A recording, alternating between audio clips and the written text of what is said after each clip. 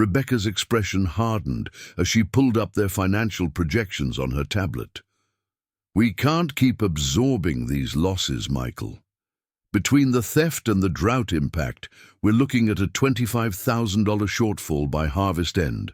The bank won't extend our operating loan again."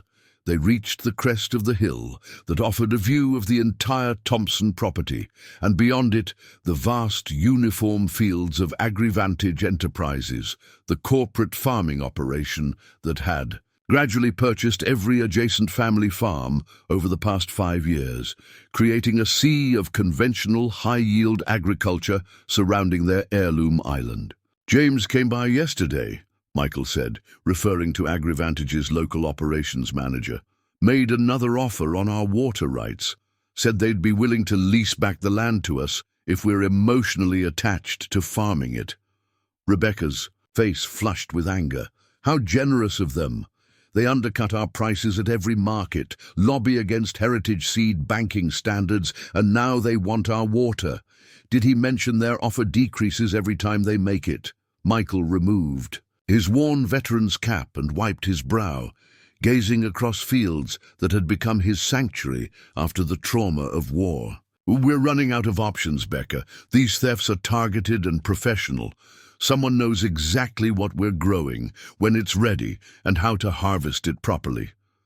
"And the sheriff won't help," Rebecca added, "because technically it's just agricultural loss in their eyes, not a priority crime. Meanwhile, we've got 2 restaurant contracts we might not be able to fulfill." That evening, as sunset painted the farmhouse in golden hues, Rebecca sat at her workbench, surrounded by an odd collection of materials: motion-activated wildlife cameras, wireless transmitters, some chemical compounds from her university days, and a set of small GPS trackers their tech-savvy nephew had modified for them. "You're really going through with this?" Michael asked, bringing her a cup of tea as he examined her improvised security system with a mixture of doubt and admiration. "Got no choice left," Rebecca replied, carefully programming the tracking devices. "If law enforcement can't catch them, maybe we can at least track where our produce ends up." The plan had come to her after a sleepless night researching agricultural theft prevention. Her solution was both simple and desperate, a last-ditch effort to gather evidence about who was stealing their premium heritage crops and why.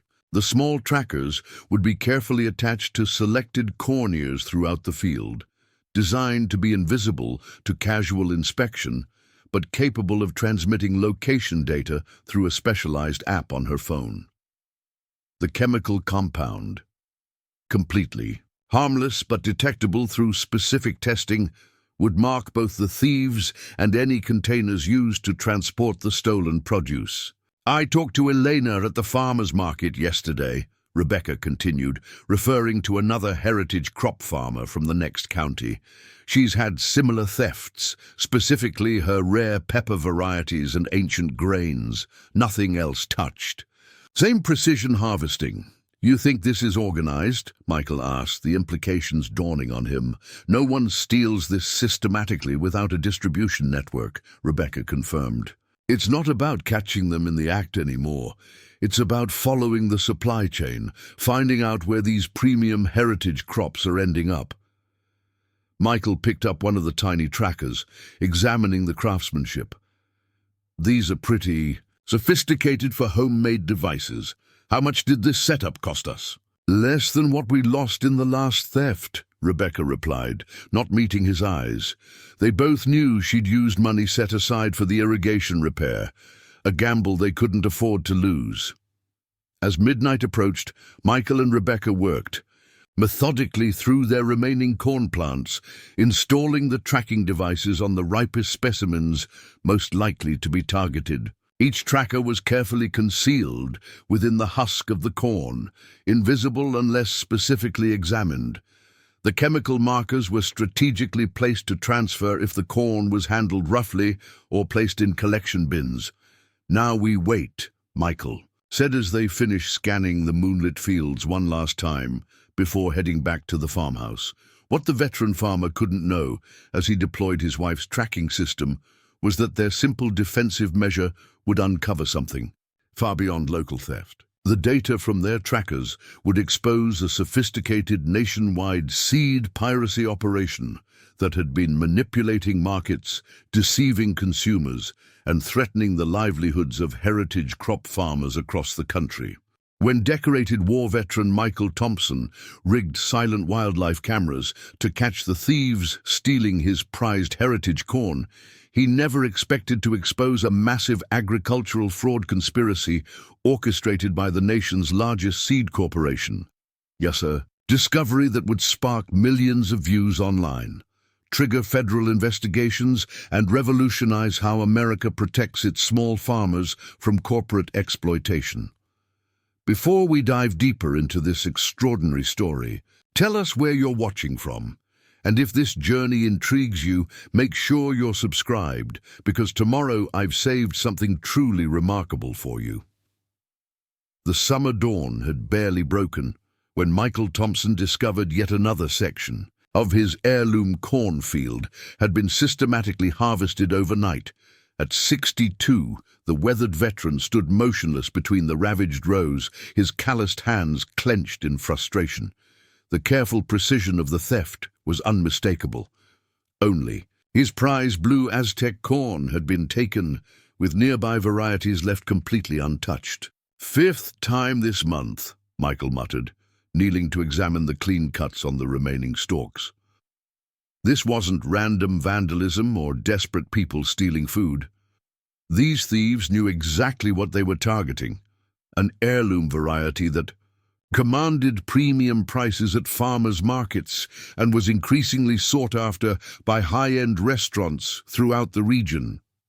For over 20 years, the Thompsons had worked these 50 acres nestled in the fertile valley of Clearwater County. After 3 tours in Afghanistan, Michael had purchased the land with his military pension and disability benefits, transforming it into a sanctuary where he could heal while growing the rare heritage crops he'd developed a passion for during his rehabilitation. His wife, Rebecca, with her background in agricultural science, had helped him establish what had become known as Veterans Harvest, a small but respected operation specializing in heirloom varieties rarely found in commercial agriculture. Thai farm had become more than just their livelihood. It was Michael's therapy, his purpose after leaving military service with both physical scars and PTSD. The rhythms of planting and harvesting had slowly rebuilt him in ways that conventional treatment never could. Now these systematic thefts threatened not just their financial survival, but the healing sanctuary he'd created for himself, and occasionally for other veterans who came to work the soil alongside him. "Michael?" called a voice from the farmhouse. In porch, Rebecca Thompson, his wife of 30 years, approached with a thermos of coffee and a concerned expression. With her practical mindset and scientific background, she had been the steady force that kept their operation running when Michael's bad days made it impossible for him to leave the house. Recently, she had taken on managing their online presence and direct sales channels, innovations that had finally put their small farm on stable financial footing after years of struggle. "They hit us again," Michael replied unnecessarily as she surveyed the damage. Rebecca crouched beside her husband, examining the precision of the cuts. "This is different from random pilfering," she observed. "Look at how methodical they were. They even avoided the stalks that weren't at peak maturity. Whoever did this knows corn better than most farmers." Michael nodded grimly. "These aren't teenagers or random trespassers. These are professionals. At current market prices, last night's theft represented nearly $3,000 in lost revenue, money the Thompson farm desperately needed to make their next equipment loan payment. The bank officer had been clear during their last meeting.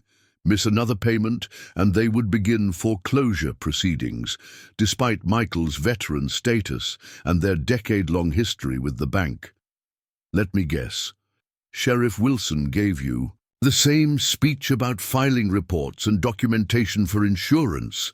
Rebecca asked, as they walked back toward the farmhouse, the morning sun now illuminating the full extent of their violated fields. "Said his department doesn't have the manpower for nightly patrols," Michael confirmed. "Mentioned setting up basic trail cameras again, as if we hadn't tried that already. The insurance adjuster called too. They're claiming these thefts fall under our crop loss deductible, which means we'll get pennies on the dollar, if anything." As he carefully concealed the last tracker in a particularly perfect specimen of Blue Aztec corn, the exhausted veteran was simply hoping to gather enough evidence for the sheriff to take action. He had no way of knowing that within 2 weeks, his wife's improvised security system would trigger viral videos, multiple federal investigations, and eventually lead to congressional hearings on agricultural intellectual property that would transform how America protected its seed diversity and the farmers who preserved it. What began as one farmer's desperate attempt to protect his crops would ultimately expose how a multi-billion-dollar corporation had been systematically stealing premium heritage varieties, reverse engineering their genetic profiles, and patenting slightly modified versions under their own labels. A revelation that would not only save Thompson's veterans' harvest, but fundamentally change the relationship between small-scale producers and massive seed corporations throughout the agricultural industry. 3 nights passed with no activity in the Thompsons' cornfields. Michael checked the tracking app obsessively, the tension building with each quiet evening. By the 4th morning, dark circles had formed under his eyes from lack of sleep, his worry deepening that the thieves had somehow detected their trap, or worse, moved on to another vulnerable farm. "You need to rest, Michael," Rebecca insisted, taking over the morning irrigation check. "The app will alert you if anything moves.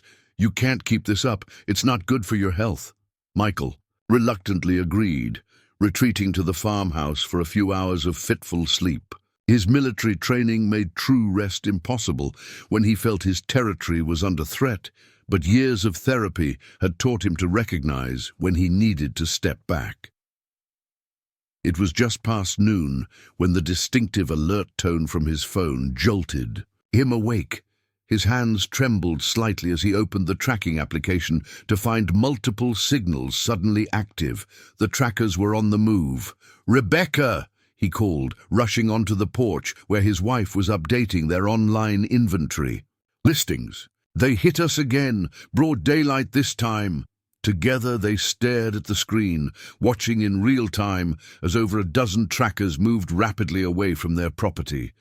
Unlike the previous nighttime thefts, this brazen daylight operation suggested the thieves had grown confident in their impunity. "They're heading south on County Road 115, Rebecca observed, already grabbing the truck keys. "We need to follow them." "What about the sheriff?" Michael asked, though he was already pulling on his boots. "We'll call once we have something concrete," Rebecca replied. "Wilson made it clear he needs evidence, not theories." Within minutes they were in Michael's weathered pickup truck, following the digital breadcrumbs leading away from their farm. The tracking app showed the stolen corn moving at approximately 50 minute-meters, clearly in a vehicle, not simply carried by individuals on foot. "They're turning onto the interstate," Michael noted as they approached the highway entrance.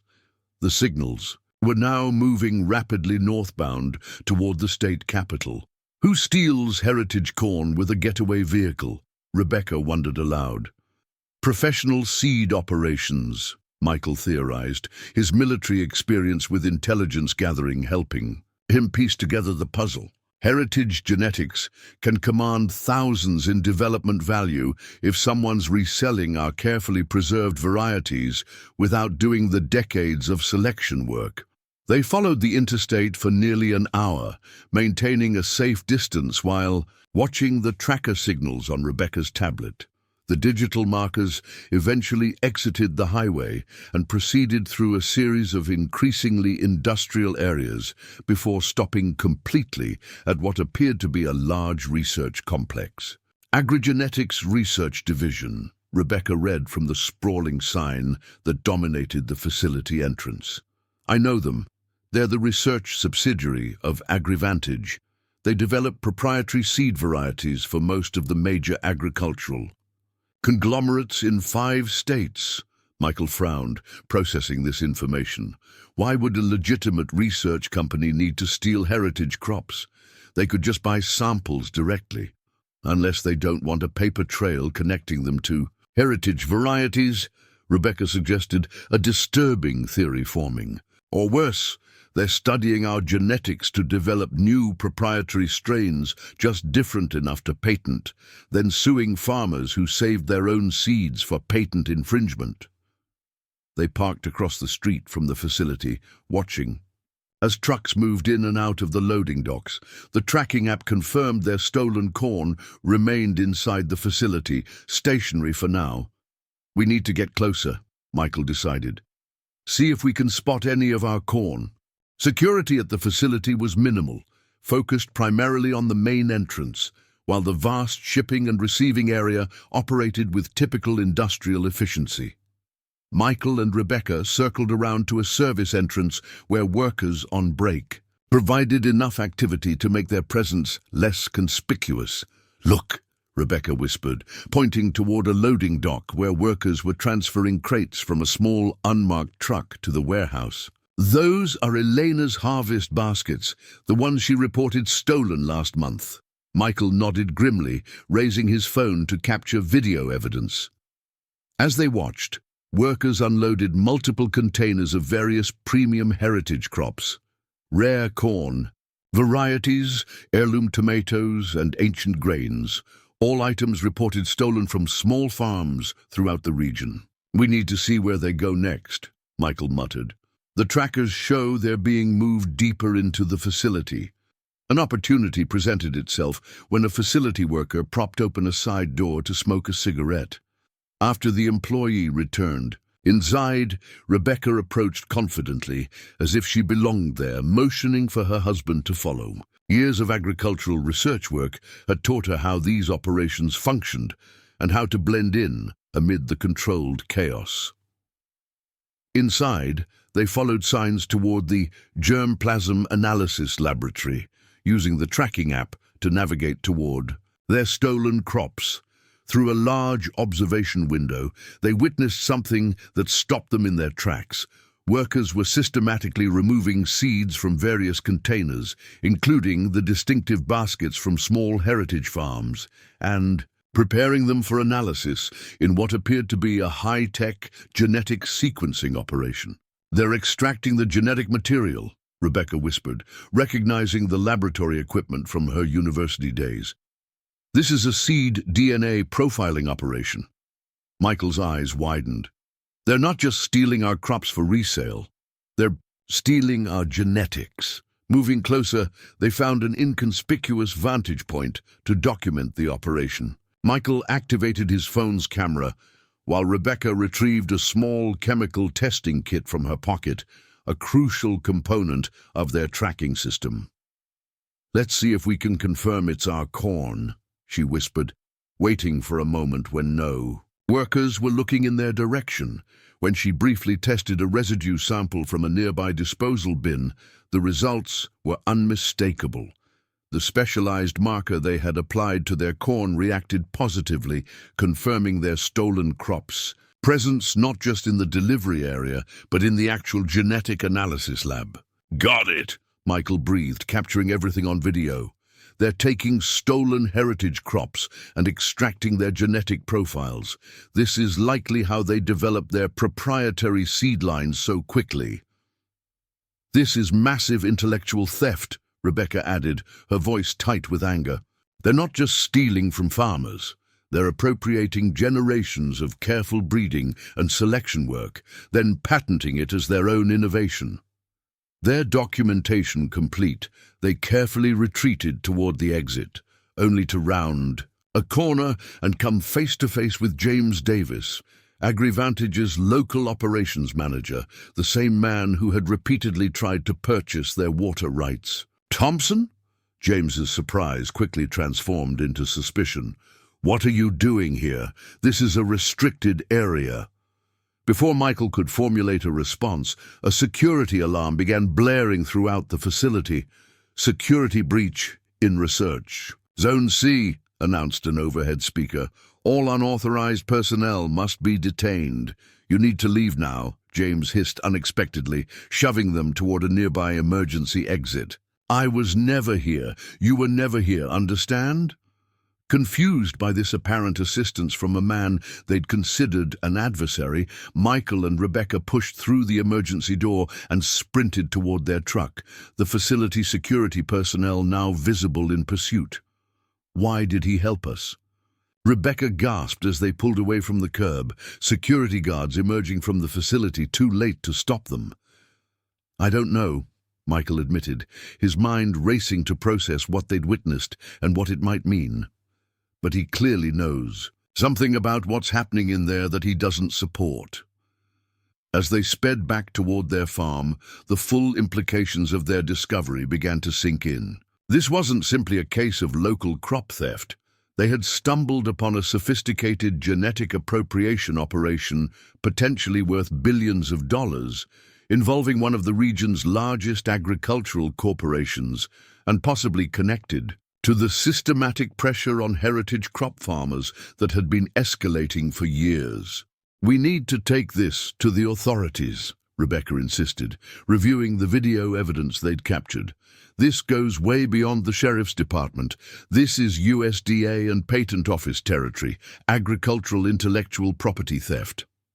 Michael nodded grimly. We'll need more than just video. We need to prove the connection between the thefts and the genetic lab. Show the whole chain of events. They spent the evening meticulously documenting everything. The tracking data, time-stamped, video evidence, chemical confirmation of their stolen crops, and a detailed timeline of the thefts reported throughout the region. By midnight, they had compiled a comprehensive case file that connected the systematic theft of premium heritage crops to the corporate genetic extraction operation. First thing tomorrow, we contact the State Agricultural Department and the FBI's Intellectual Property Division, Michael decided. This isn't just about getting our corn back anymore. What the exhausted veteran couldn't know, as he finally allowed himself a few hours of sleep, was that their evidence was about to spark something far more powerful than a simple regulatory investigation. The digital trail they had created was about to intersect with social media in a way that would amplify their discovery beyond anything they could have imagined. While Michael and Rebecca had been documenting the fraud at Agrigenetics, the location data from their tracking system had been automatically uploading to cloud storage, a security feature implemented by their tech-savvy nephew who had helped modify the trackers. When that nephew, 25-year-old social media content creator Jake Reynolds, received notification of the unusual activity, he immediately recognized its viral potential. Combat veteran uses genius tracking system to catch corporate seed thieves, read the title of the video Jake uploaded at 2:14 a.m., using the tracking data and a creative animation that showed how the corn moved from Thompson's veterans' harvest to the corporate research facility. The video provided a compelling visual narrative that required no specialized knowledge to understand, while Jake's skillful editing highlighted his uncle's military background and the David versus Goliath nature of the confrontation.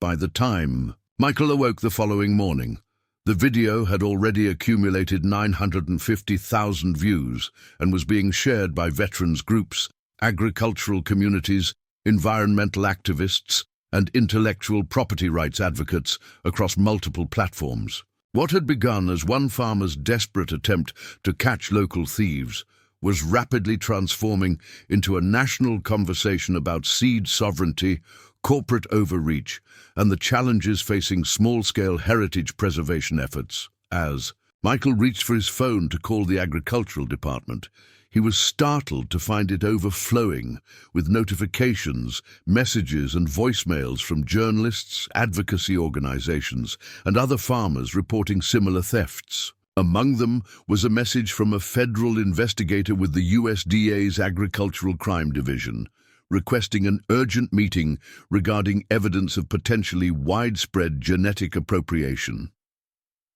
The simple trap that Michael Thompson had set to protect his corn had caught something far bigger than thieves.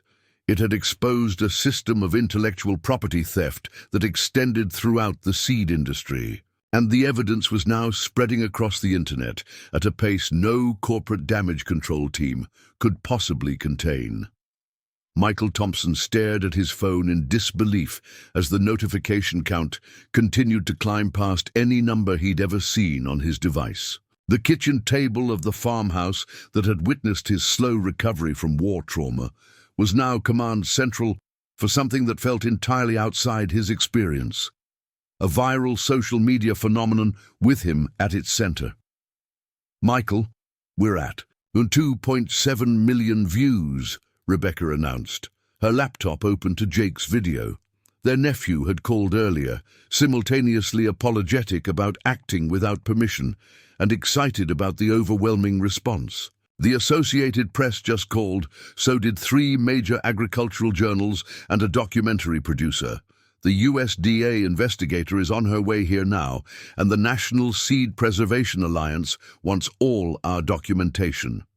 Michael rubbed his weathered face, struggling to process how quickly events were unfolding. Just yesterday, he had been a desperate farmer trying to catch common thieves. Now terms like whistleblower, agricultural intellectual property theft, and veteran, farmer hero were being attached to his name across media platforms. "What about Sheriff Wilson?" he asked, clinging to the familiar local authority that had initially dismissed his concerns. Rebecca's expression hardened. "Wilson called. Suddenly he's very interested in our case. Says he's launching a comprehensive investigation into agricultural theft in the county." Her air quotes made her skepticism clear. Amazing how 2 million views changes law enforcement priorities. A notification on Rebecca's laptop interrupted their conversation. A breaking news alert from the Agricultural Business Journal. AgriVantage stock drops 31% amid genetic theft allegations. Trading temporarily halted. "This is moving too fast," Michael muttered, his military training making him wary of rapidly escalating situations beyond his control. "We need to be certain of our facts before people's livelihoods are affected." "The evidence is solid, Mr. Thompson," came a new voice from the doorway, where Elena Rodriguez, their fellow heritage farmer, stood with 3 others, all victims of similar thefts. "And you're not alone anymore." Elena entered, followed by Sam Chen from Heritage Seed Farm, Marcus Washington from Preservation Acres, and Layla Patel from Sunshine Organics, all small-scale heritage crop farmers who had experienced precisely the same targeted thefts of their premium varieties over the past season. "Jake showed us your video this morning," Elena explained. "We all recognized the pattern immediately. Same precision harvesting, same crops targeted, only the highest value heritage varieties." Sam Chen nodded emphatically. "They took my rare rice varieties 2 weeks ago, over $5,000 worth in a single night. Sheriff told me it was probably wild turkeys, despite the clean cuts and selective harvesting. We've all been struggling to fulfill our contracts because of these thefts," Marcus added. "Specialty restaurants and seed preservation networks count on our products. When we can't deliver, we lose those relationships permanently." As the farmers compared experiences, a government vehicle pulled into the Thompson farmyard. A professionally dressed woman in her mid-40s emerged, carrying a leather portfolio and a demeanor of unmistakable authority. "Mr. Thompson, I'm Special Agent Diana Reynolds, USDA Office of Agricultural Investigations, Seed Preservation Division," she introduced, herself presenting credentials. "I believe you have evidence of potential genetic appropriation that falls under federal jurisdiction." Within an hour, the Thompson farmhouse kitchen had transformed into an impromptu incident command center. Agent Reynolds methodically interviewed each farmer while her team, arriving in a separate vehicle, collected detailed statements and documented the evidence from the tracking system. The video that's circulating contains enough probable cause for us to obtain warrants, Reynolds explained. We're coordinating with the FBI's Intellectual Property Division to secure the agri-genetics facility within the hour. As government wheels began turning with surprising speed, Rebecca monitored the expanding online reaction. Agricultural advocacy groups were rallying around the story. Veterans organizations had launched petitions demanding investigation of AgriVantage's dealings with small farmers. Seed sovereignty experts were appearing on news programs explaining the significance of the apparent theft. Your trap didn't just catch thieves, Mr. Thompson, Agent Reynolds noted.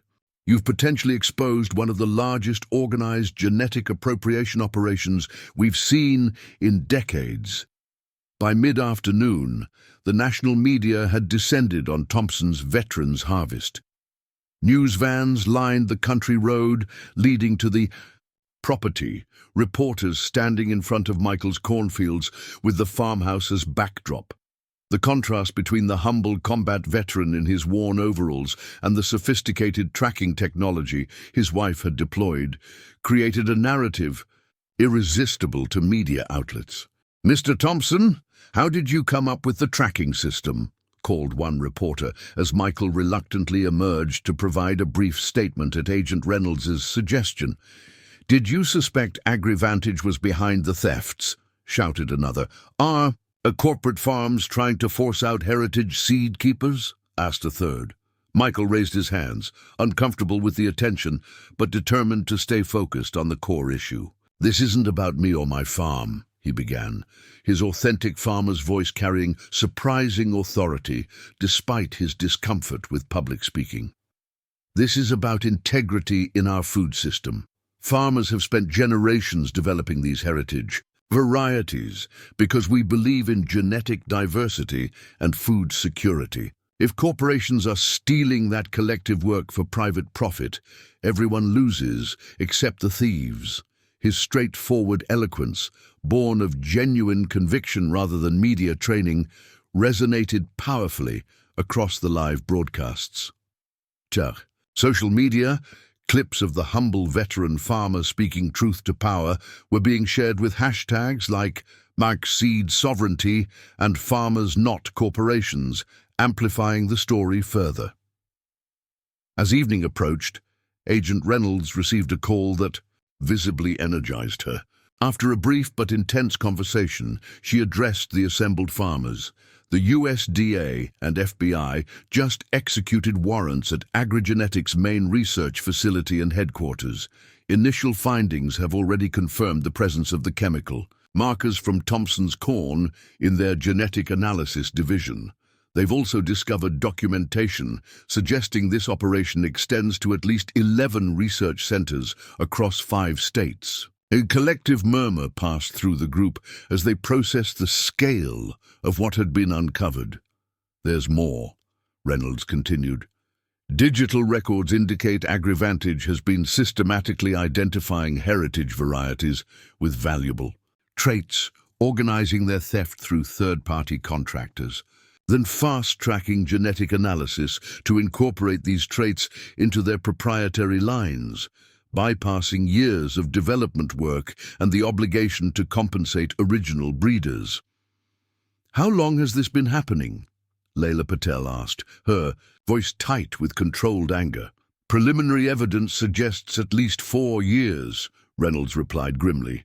"We're still assessing the full scope, but based on patent filings and product development timelines, this could represent billions in fraudulently obtained intellectual property." The implications stunned everyone into momentary silence.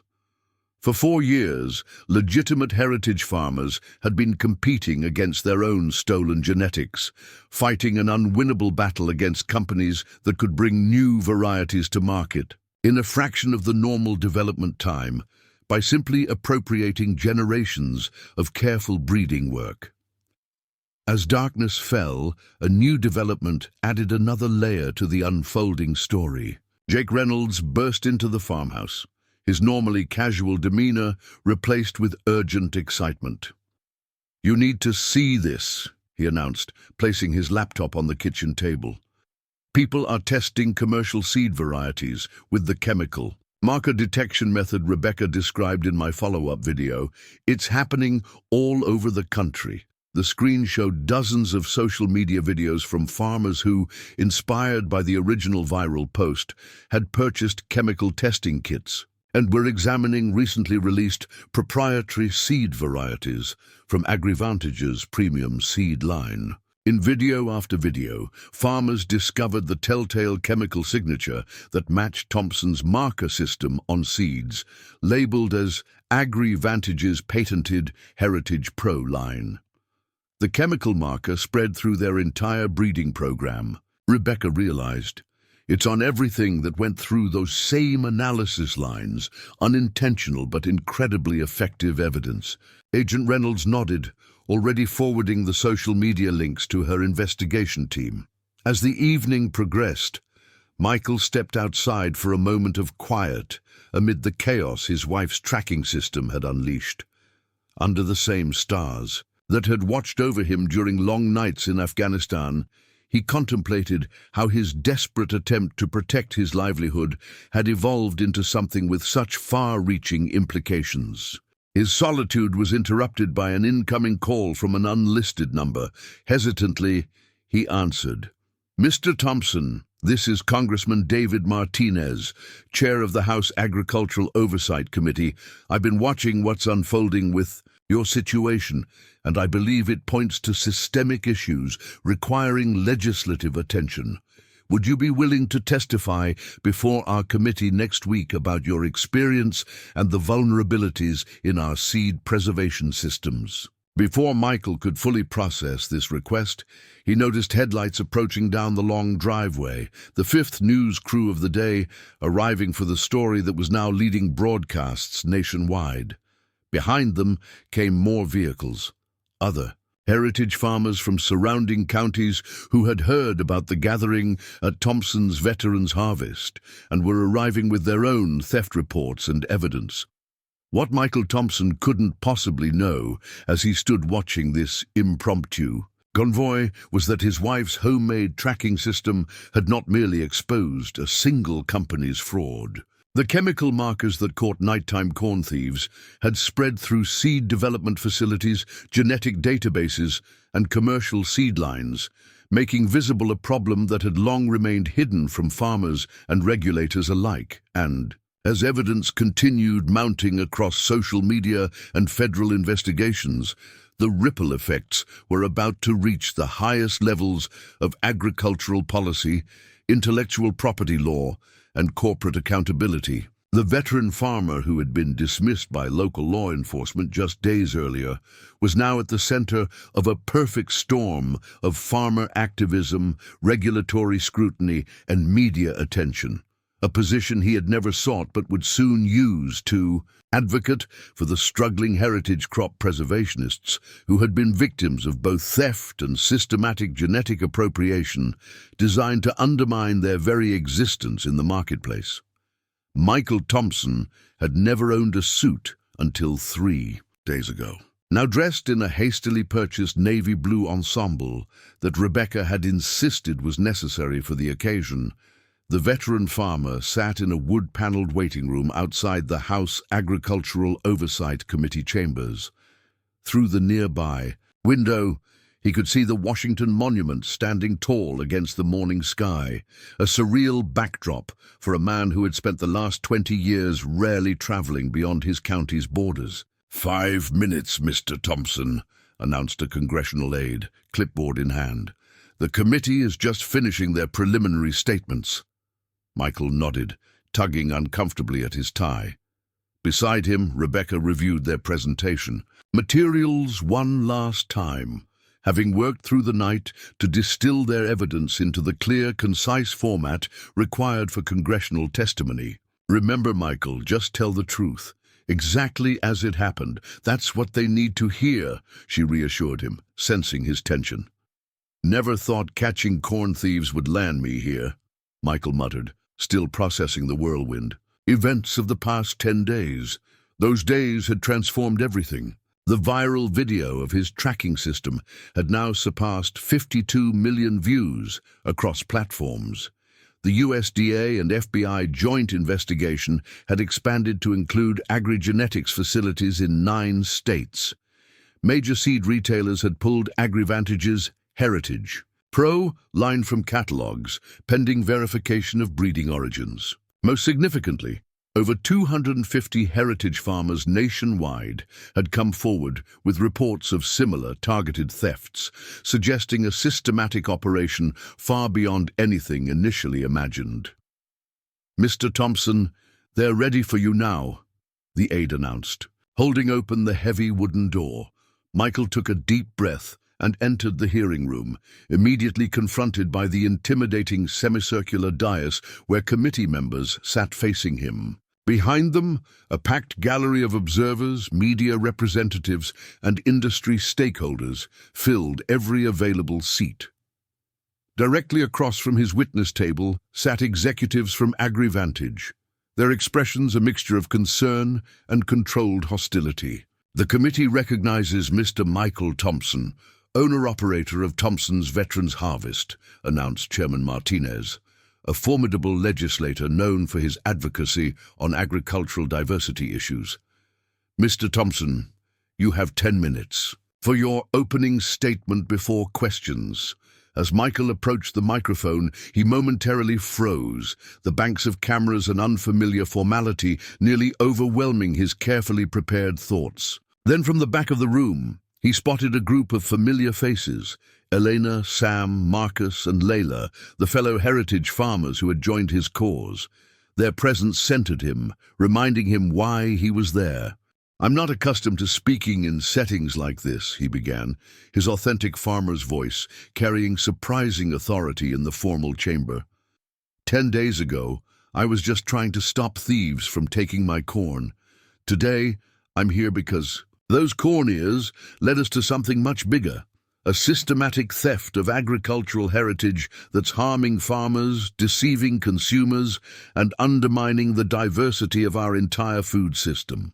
Over the next 10 minutes, Michael methodically detailed his experience: the precision thefts targeting only premium heritage varieties, the homemade tracking system born of his wife's scientific ingenuity and their desperation, and the shocking discovery at agri-genetics research facility.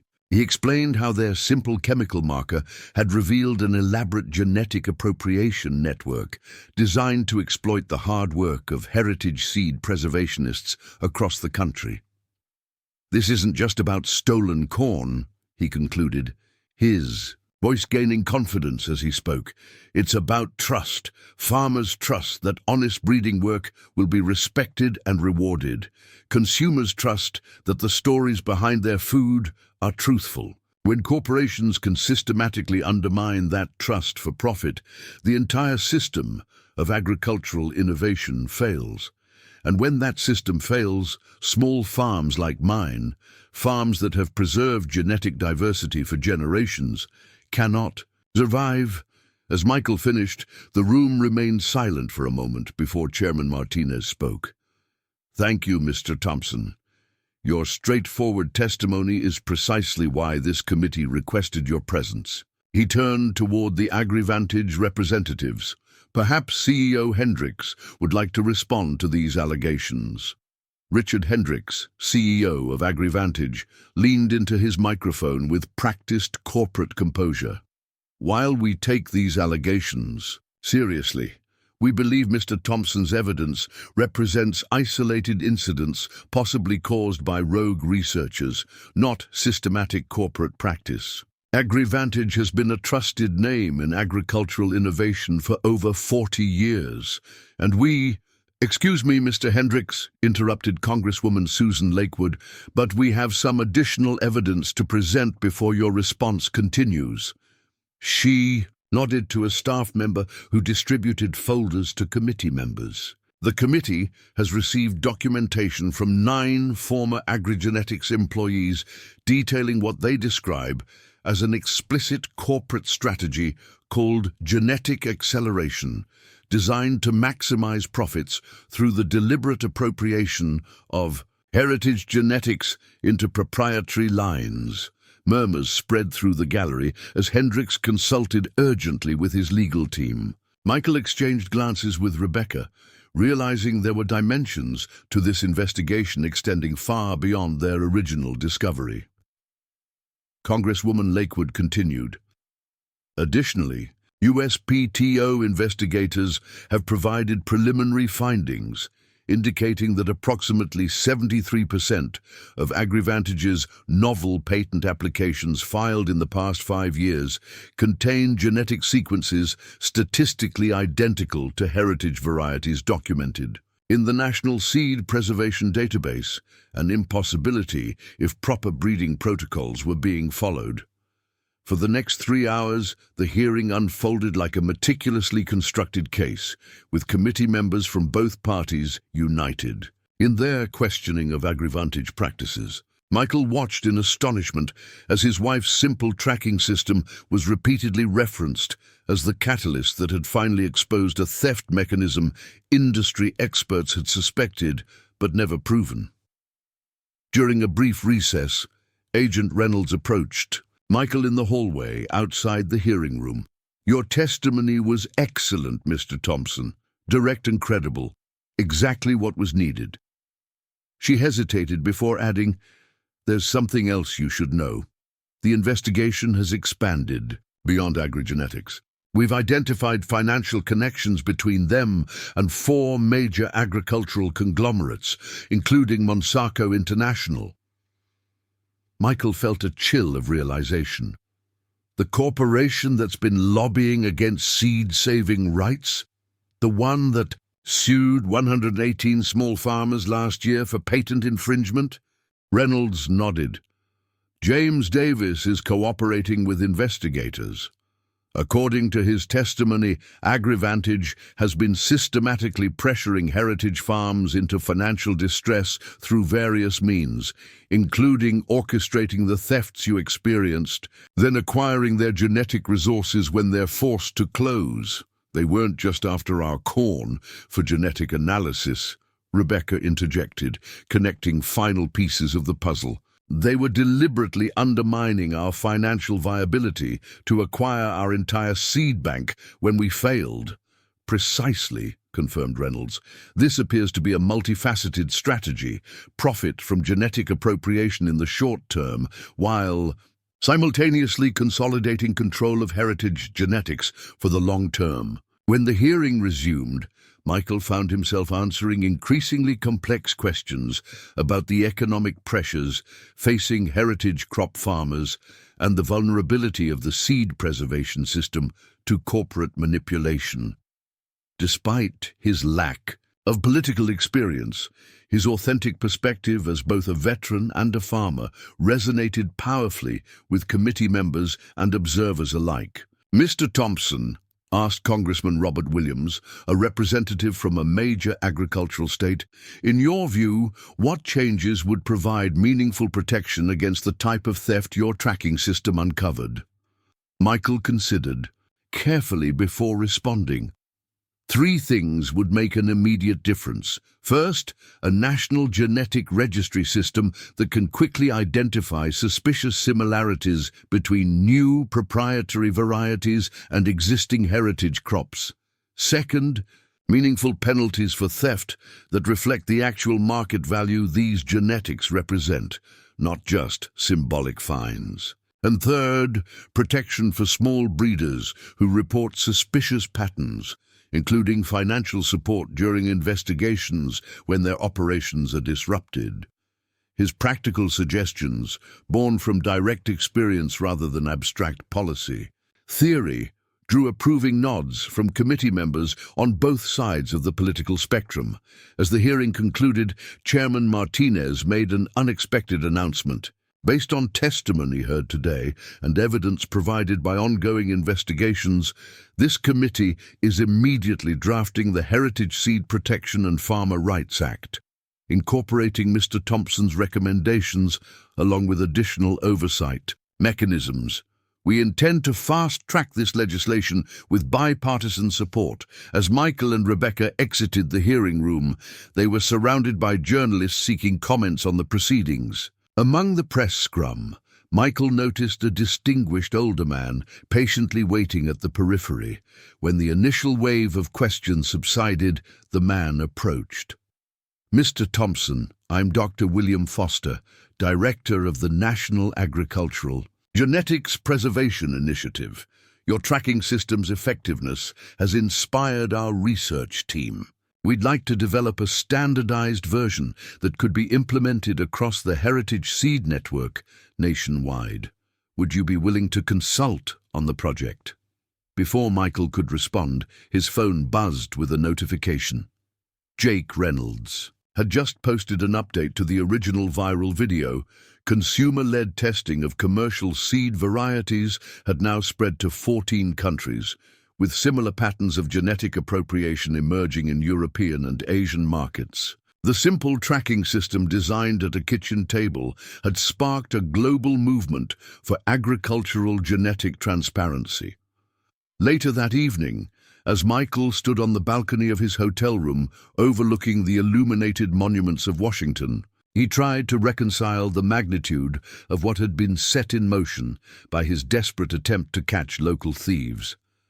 His phone hadn't stopped buzzing with messages from farmers nationwide, many sharing their own stories of suspicious crop thefts and market pressures. A call from Rebecca interrupted his reflection. "Michael, you need to see the news. AgriVantage stock has fallen 68% since the hearings began. The SEC has joined the case, examining potential securities fraud related to misrepresentation of R&D origins. And 3 other major agricultural corporations have suddenly announced voluntary transparency initiatives for their breeding programs. They're scrambling to avoid being caught in the same net." What Michael Thompson couldn't possibly know, as he gazed across the capital city so far removed from his cornfields, was that his wife's tracking system had initiated a fundamental restructuring of agricultural genetic rights worldwide. The chemical marker that had begun as a farmer's desperate defensive measure was evolving into a new paradigm of genetic transparency, one that would ultimately shift power back toward authentic breeders and informed consumers, away from the corporate intermediaries that had exploited the gap between them.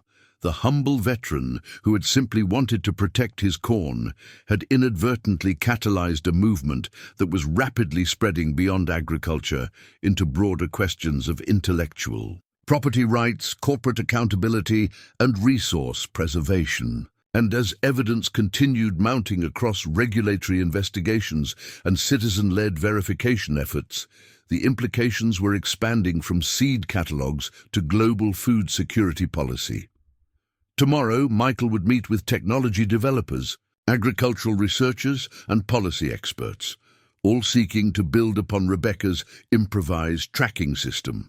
But tonight, he allowed himself a moment to absorb the improbable journey from desperate farmer to congressional witness, and to wonder what the comrades he'd lost overseas would think about how a simple trap for corn thieves had exposed vulnerabilities in systems he could never have imagined they'd died to protect. 3 months after his congressional testimony, Michael Thompson stood in the same cornfield where the story had begun. The morning sun illuminated rows of healthy plants, now protected by something far more powerful than his wife's homemade tracking system: public awareness and institutional reform. "The new varieties are coming in strong," he remarked to Rebecca, who was photographing their latest harvest for the farm's suddenly popular social media accounts.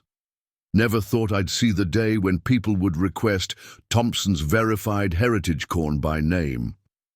The transformation of their operation had been as dramatic as it was unexpected.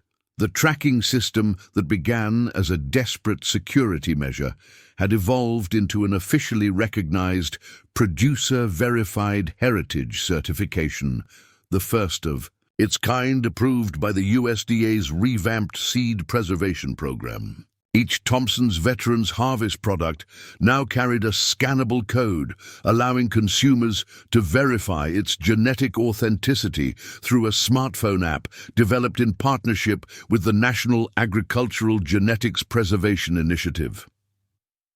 Channel 7 will be here at noon for the feature on the pilot verification program, Rebecca reminded him, reviewing their schedule. And the Veterans Affairs Agricultural Outreach team right after. Are you sure you don't want me to handle those meetings? Michael shook his head. People need to hear this from an actual farmer veteran. That's been the problem all along. Too many layers between the people who preserve our agricultural heritage and the people who benefit from it. His phone buzzed with an incoming video. Call from Dr. Foster at the Agricultural Genetics Preservation Initiative.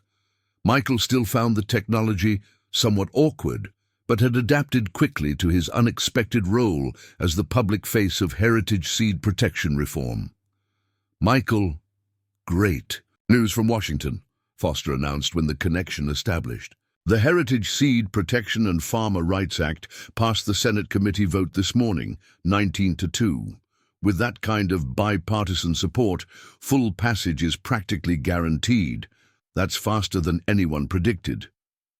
What about the enforcement? Provisions? Michael replied, genuinely surprised at the legislative efficiency.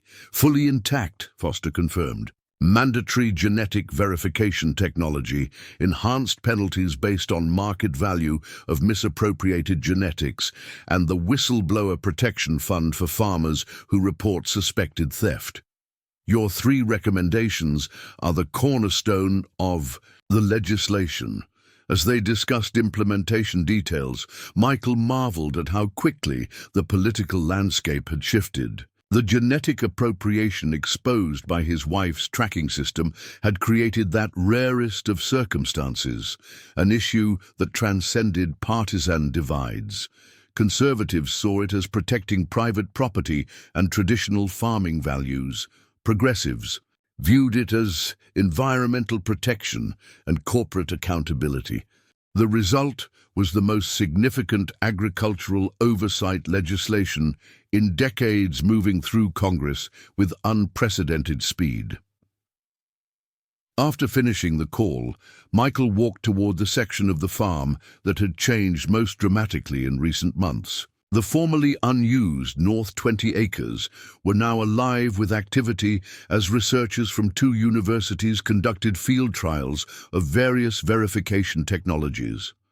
What began with Rebecca's chemical marker and simple trackers had sparked an innovation. Raced to develop the most reliable, cost-effective methods for ensuring genetic supply chain integrity. Mr. Thompson, called a young researcher, waving him over to a demonstration area. We've refined the molecular marker system based on your feedback. Now it can be applied during normal seed treatment with no additional labor steps for farmers. Michael examined the system with a practiced eye, impressed by how quickly the technology had evolved, but careful to evaluate each innovation from a working farmer's perspective. His unexpected role as consultant to these development teams had centered around one simple question he asked of every proposed solution. Will this work on a real farm on a rainy Tuesday when you're already behind schedule and short-staffed?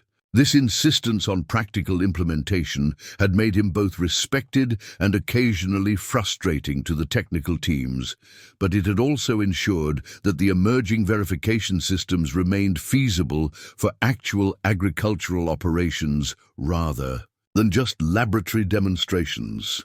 By midday, the farm had transformed into an impromptu media center as the local news team set up for their feature story. Instead of focusing solely on Michael, Rebecca had insisted they highlight the coalition of regional heritage farmers who had been affected by the same theft and genetic appropriation patterns. Elena, Sam, Marcus, and Layla stood alongside Michael, representing the newly formed Heritage Seeds Alliance that had grown from their shared experience. What began as a crisis for individual farms has become an opportunity for collective action, Elena explained to the reporter. The verification technology that the Thompsons pioneered has allowed small breeders to reclaim market trust that corporate theft had undermined. We're seeing a 27% increase in direct-to-farmer seed sales, added Sam, citing figures from their first quarterly report. When people can verify genetic authenticity, they're choosing to purchase directly from the original breeders again, rather than relying on corporate intermediaries. As the interviews continued, Michael noticed an unfamiliar vehicle approaching the farm entrance.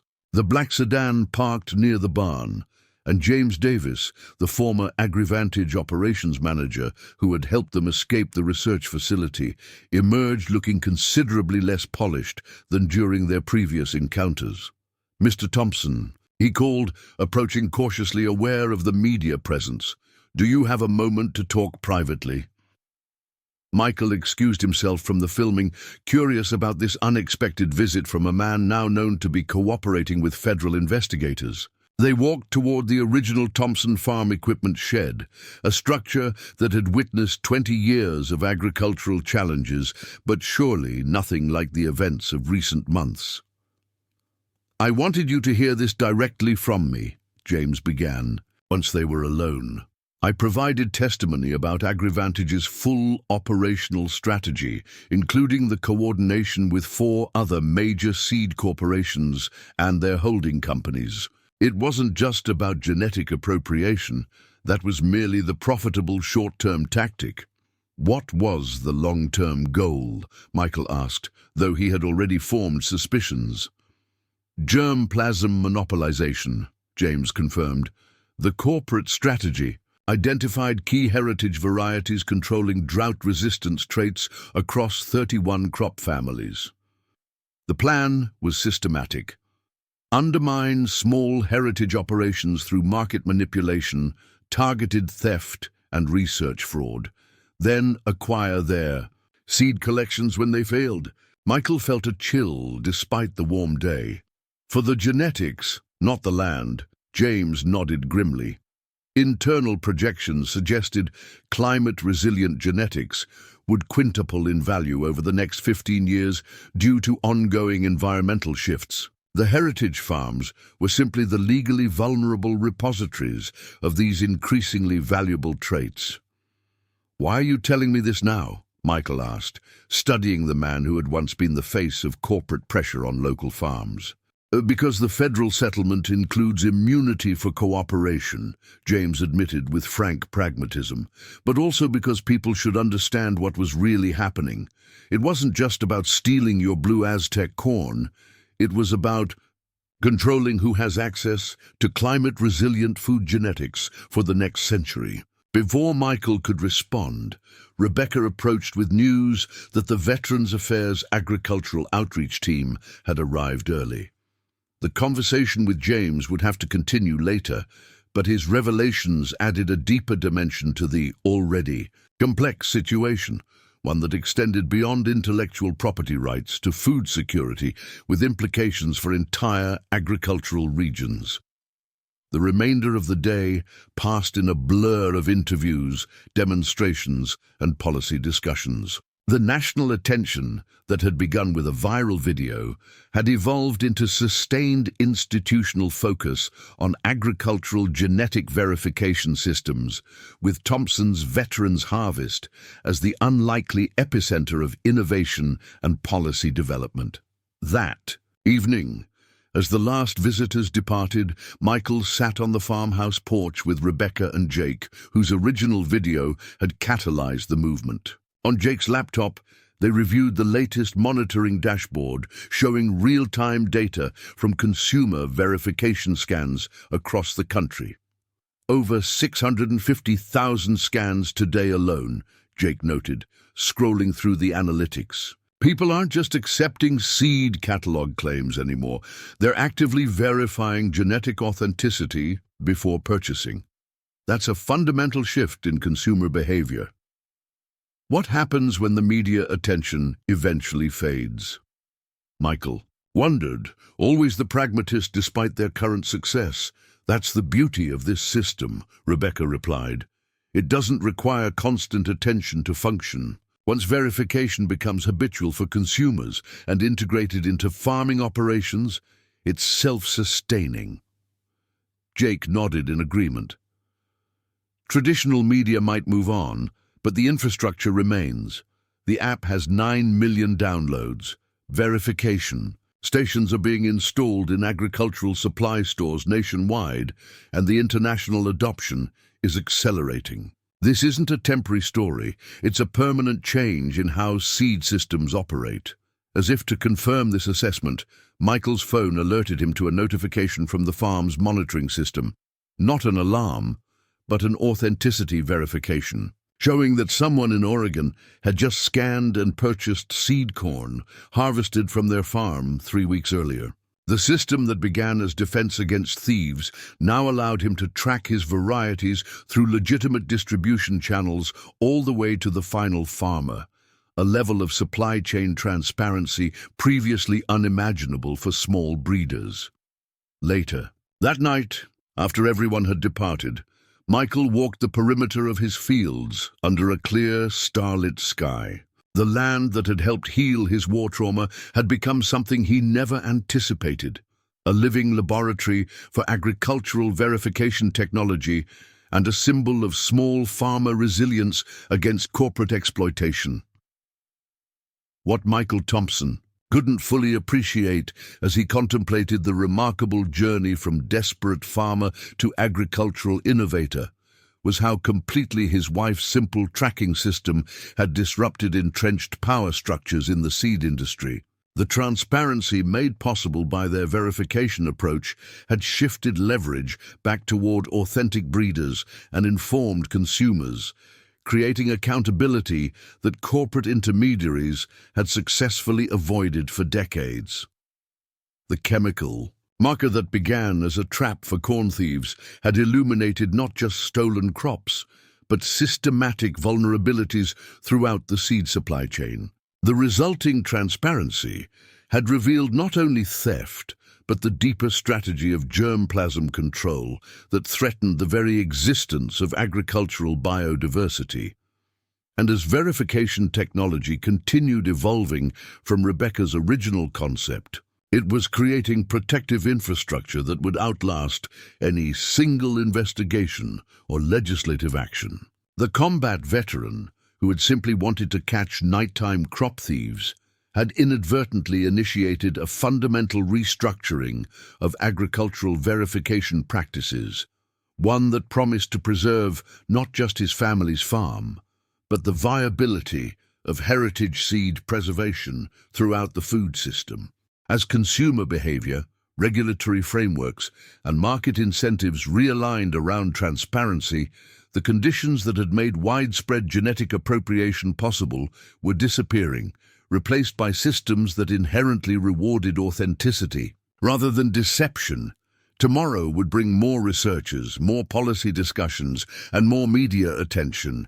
But tonight, walking the same soil that had helped heal his wounded spirit over 20 years, Michael allowed himself to appreciate how a simple, desperate measure to protect his crops had grown into something that would help ensure those same fields could remain a sanctuary for him and other veterans facing similar challenges across the country.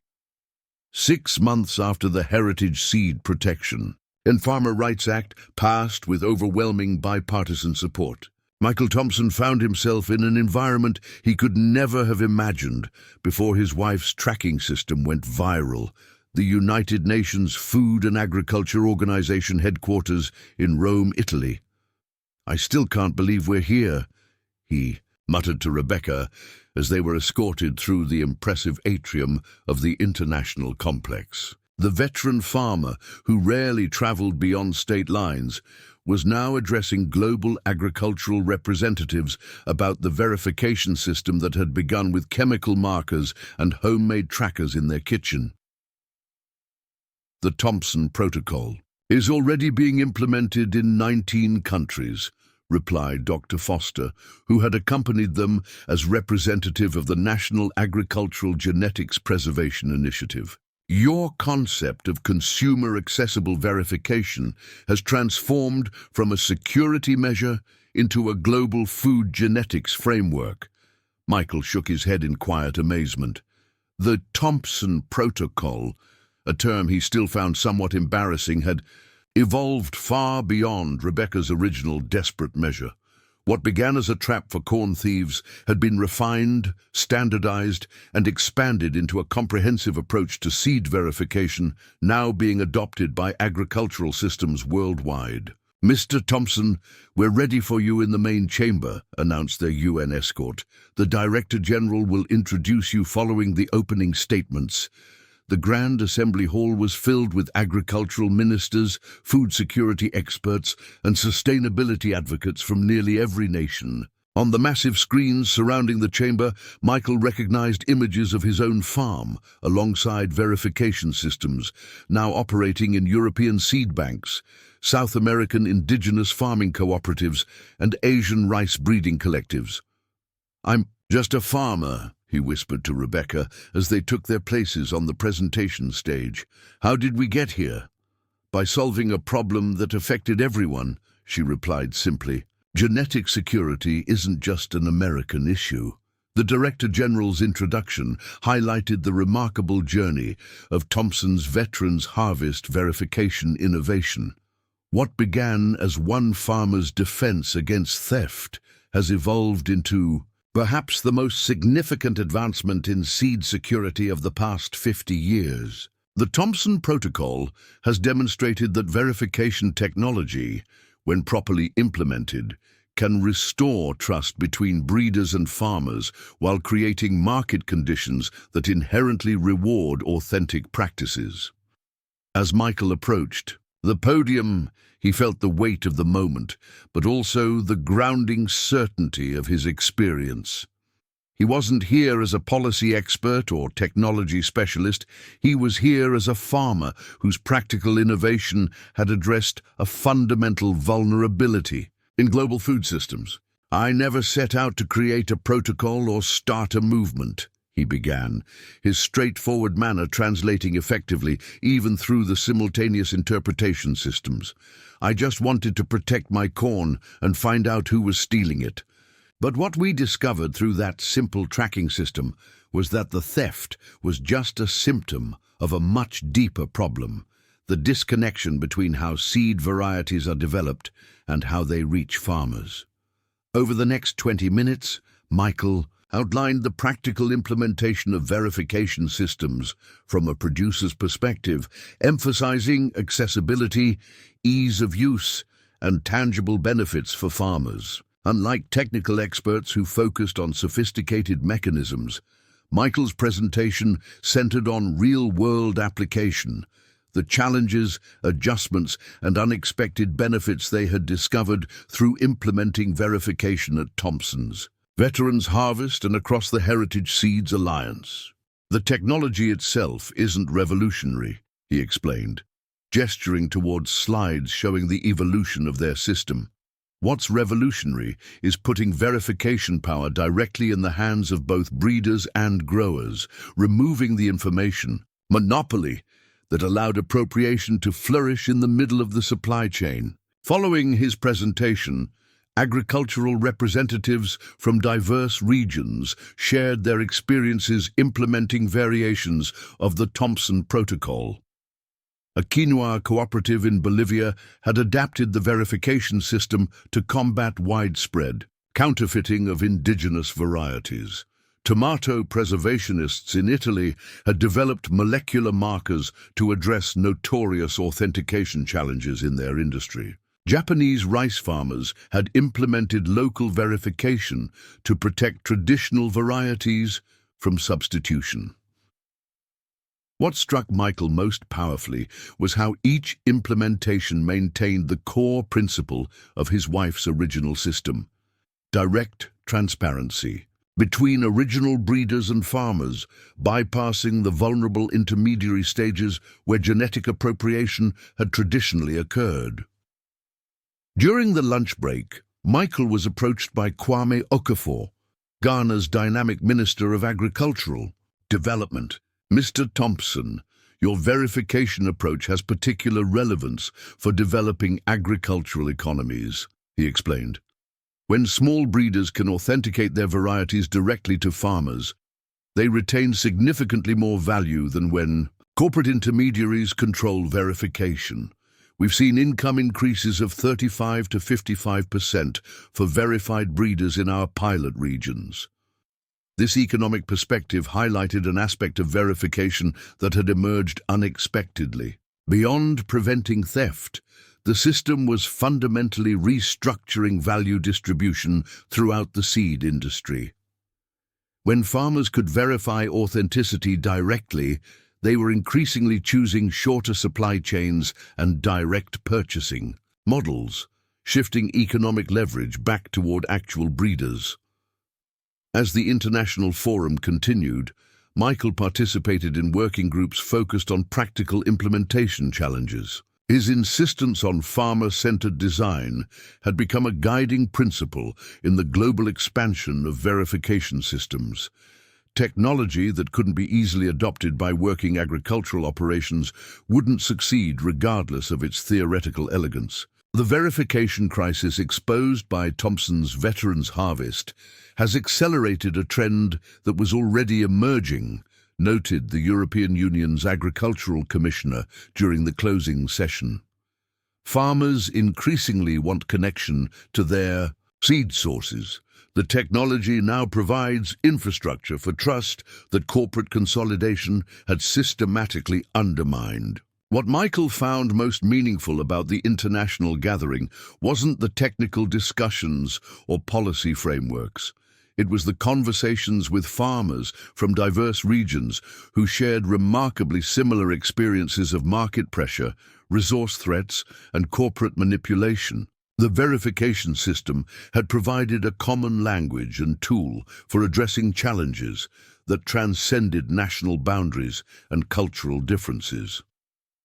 On their final evening in Rome, Michael and Rebecca received an unexpected invitation to meet with representatives from the International Seed Sovereignty Consortium, a network of experts focused on agricultural genetic diversity and food security. The meeting added crucial context to James Davis's earlier revelations about germplasm being the ultimate target of corporate acquisition strategies. What you exposed through your tracking system connects directly to global patterns of genetic resource control, explained Dr. Amina Vega, the consortium's research director. We've documented similar patterns across multiple continents.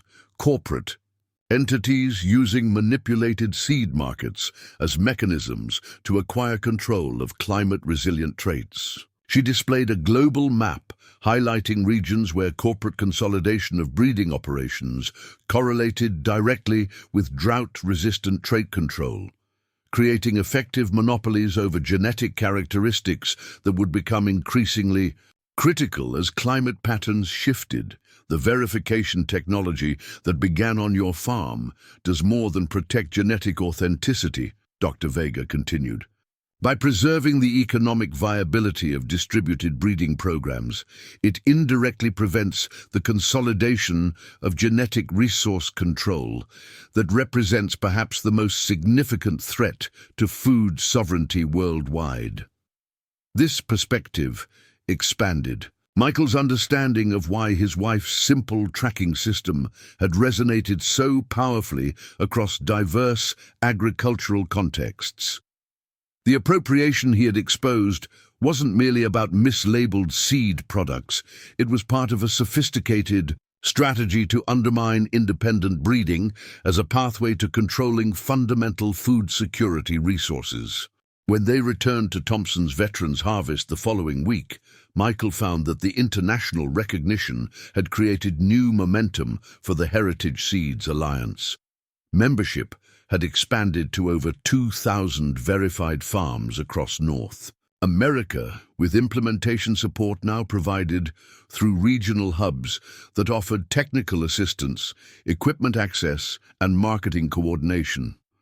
The alliance passed $30 million in direct verified seed sales last quarter, Rebecca reported. As they reviewed the latest data, The average price premium for verified varieties is holding steady at 18% above conventional retail, with breeders receiving approximately 68% of final sale value compared to 12% in traditional distribution models.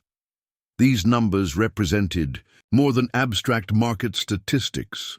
They translated directly to farm viability, particularly for small and mid-sized operations that had been most vulnerable to corporate pressure and theft-driven market manipulation. The verification system had created conditions where authentic breeding could compete effectively against even the largest agricultural conglomerates.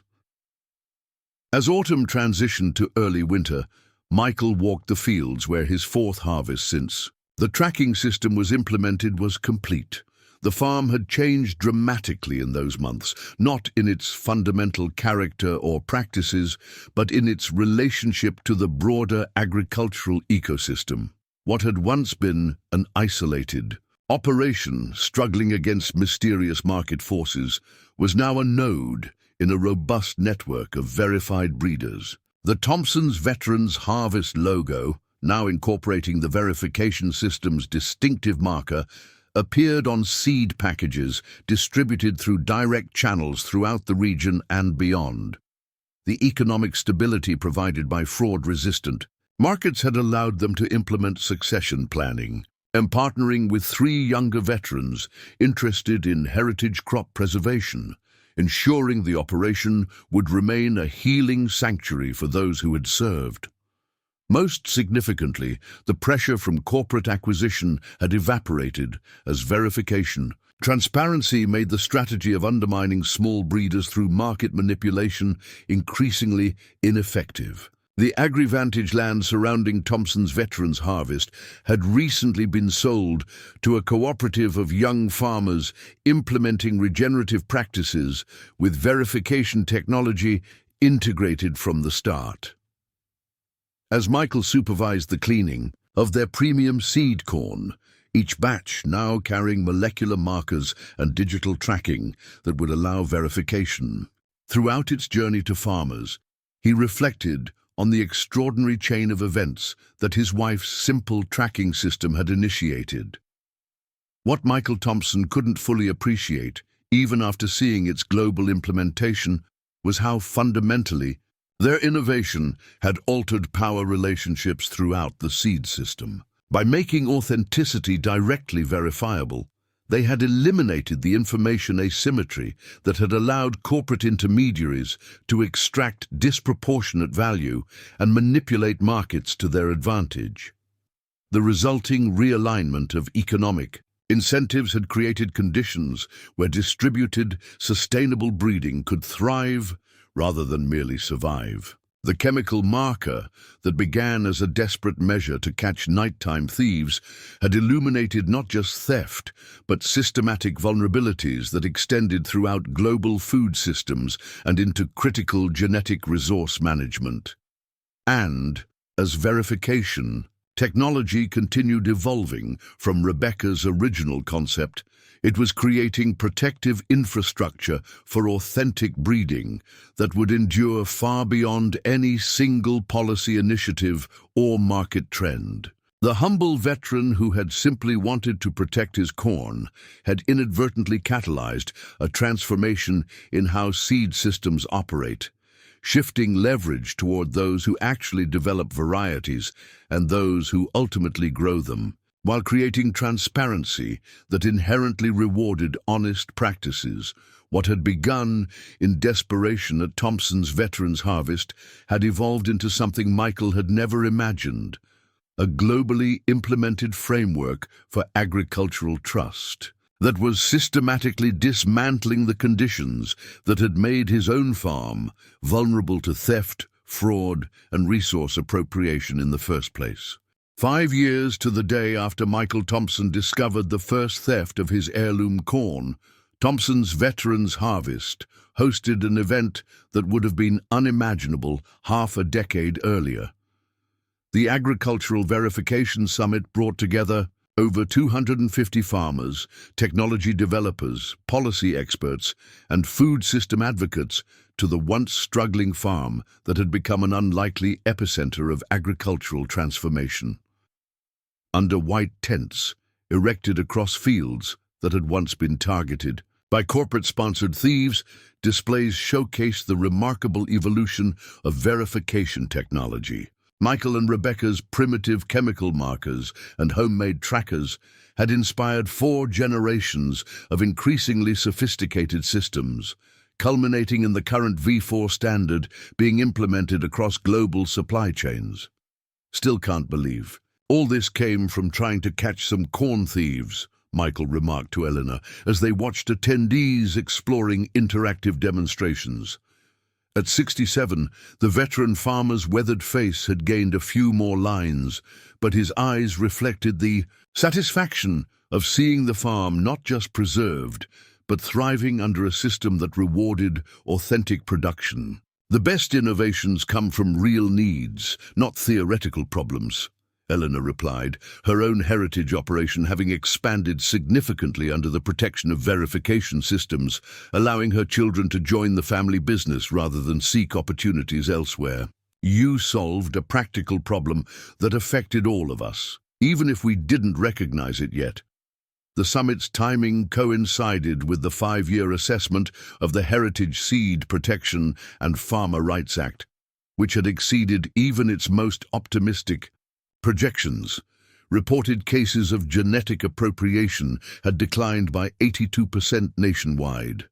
Small and mid-sized heritage breeding operations had increased for the first time in over 30 years, reversing a decades-long trend of consolidation. Most significantly, farmer confidence in seed authenticity had reached unprecedented levels, with verification now an expected component of premium variety purchases. At the central presentation stage, Rebecca Thompson, now serving as Executive Director of the Heritage Seeds Alliance while maintaining her role in the family farm, introduced the summit's keynote speaker, Congressman David Martinez, the legislative champion who had shepherded the verification framework from concept to national policy. 5 years ago, a farmer with a simple tracking system showed us what was possible when we connect breeding directly to farming through transparency, Martinez began, addressing the assembled crowd. Today, we celebrate not just technology, but a fundamental shift in how our food systems operate, a shift toward integrity, accountability, and distributed resilience. The congressman outlined 5 transformative impacts that had emerged from what was now commonly called the Thompson Revolution in agricultural verification. First, economic redistribution had measurably shifted value back toward actual breeders. Verified farms now received an average of 71% of the final purchase price for their seed varieties, a dramatic increase from the 8 to 15% typical in conventional distribution.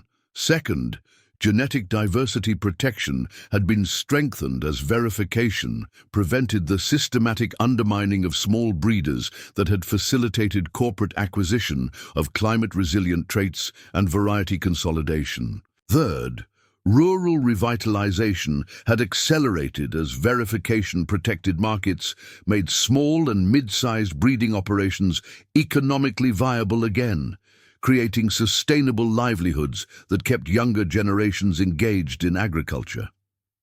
Fourth, environmental practices had improved as verification transparency inherently rewarded sustainable methods, creating market incentives that aligned economic and ecological interests without requiring external subsidies. Fifth, and perhaps most profoundly, verification had restored trust between breeders and farmers, rebuilding connections that industrial seed systems had systematically severed over decades of consolidation and complexity. The genius of the Thompson approach wasn't technological sophistication, Martinez concluded. It was reconnecting the ends of our seed system, those who develop varieties and those who grow them, with transparency that eliminated the information asymmetry exploited by corporate intermediaries. Following the keynote, Michael led a walking tour of Thompson's Veterans Harvest verification operations for a group of international agricultural officials. The farm had grown moderately in acreage, but exponentially in productivity and profitability under the protection of verification systems. 3 younger veterans had joined the operation through a formal mentorship program, ensuring continuity while expanding the healing mission that had always been at the heart of Michael's agricultural vision. The surrounding landscape had transformed, from corporate monoculture back to a diverse patchwork of family farms and cooperative enterprises, each employing variations of the verification system that had begun on this very land. "We're not just verifying genetic identity anymore," Michael explained as they examined the farm's integrated systems. "We're verifying breeding practices, resource stewardship, and veteran support impact. The technology creates visibility across dimensions that were previously hidden from farmers." As the tour concluded near the original cornfields where the story began, Michael was approached by Kwame Okafor, now serving as the United Nations Special Rapporteur on Agricultural Genetic Diversity. His implementation of verification systems across farming regions in Africa had demonstrated perhaps the most dramatic impacts, with smallholder farmer incomes increasing by over 120% when digital verification eliminated exploitative seed counterfeiters. "Your simple idea changed more than just American agriculture," he told Michael, gesturing toward the global representatives gathered at the summit. "By making authenticity verifiable, you shifted power throughout food systems worldwide." Later that afternoon, a special ceremony recognized the expanded impact of verification beyond agriculture. The verified authentic framework that grew from the Thompsons' approach had been adapted for artisanal seed saving, indigenous knowledge protection, and even certain categories of cultural heritage preservation, all contexts where authenticating origin and methods created value that had previously been captured by intermediaries rather than actual creators. "We originally thought we were fighting seed theft," noted Dr. Foster during the ceremony. "What we were actually addressing was a fundamental information imbalance that had allowed consolidation of power throughout production systems by making authentication accessible to both originators and end users. We eliminated the leverage point that corporate intermediaries had exploited for decades." As evening approached, the summit transitioned to a celebration featuring verified heritage, foods from throughout the region, under strings of lights illuminating the farmyard where Rebecca had once worked late into the night, building primitive tracking devices. Farmers, technologists, and policymakers mingled, united by their connection to a verification movement that had transcended its agricultural origins. Michael found himself sharing a quiet moment with James Davis, whose cooperation with investigators had been instrumental in exposing the full scope of corporate strategies targeting small farms. After serving as a key witness in multiple fraud cases, James had reinvented himself as an advocate for rural community development, helping vulnerable agricultural regions implement verification systems as protection against corporate exploitation. "I never properly thanked you," Michael acknowledged, "for helping us that day at the research facility." James shook his head. "I was part of the system targeting your farm. Whatever I did later doesn't erase that." "Maybe not," Michael replied, "but it does prove something important about this verification approach. It works by creating conditions where doing the right thing becomes the rational choice. The transparency makes exploitation less profitable than cooperation." The philosophical observation from the practical farmer highlighted what many considered the most revolutionary aspect of the Thompson verification framework. Rather than relying on external enforcement to prevent theft, it created market conditions where transparency inherently rewarded authentic practices and made deception increasingly costly and difficult. As the celebration continued into the evening, Rebecca joined her husband at the summit's central display, a museum-quality installation juxtaposing their original homemade tracking devices with the sophisticated verification technology they had inspired. The primitive chemical markers that had caught corn thieves appeared alongside molecular identifiers, blockchain verification systems, and farmer authentication apps now used by millions worldwide. "Did you ever imagine any of this?" she asked, gesturing toward the summit that had brought global leaders in agriculture, technology, and policy to their once struggling family farm. Michael smiled, shaking his head. "I just wanted to catch whoever was stealing our corn. Everything else came from people recognizing that the problem was bigger than our farm, and that the solution could be bigger too."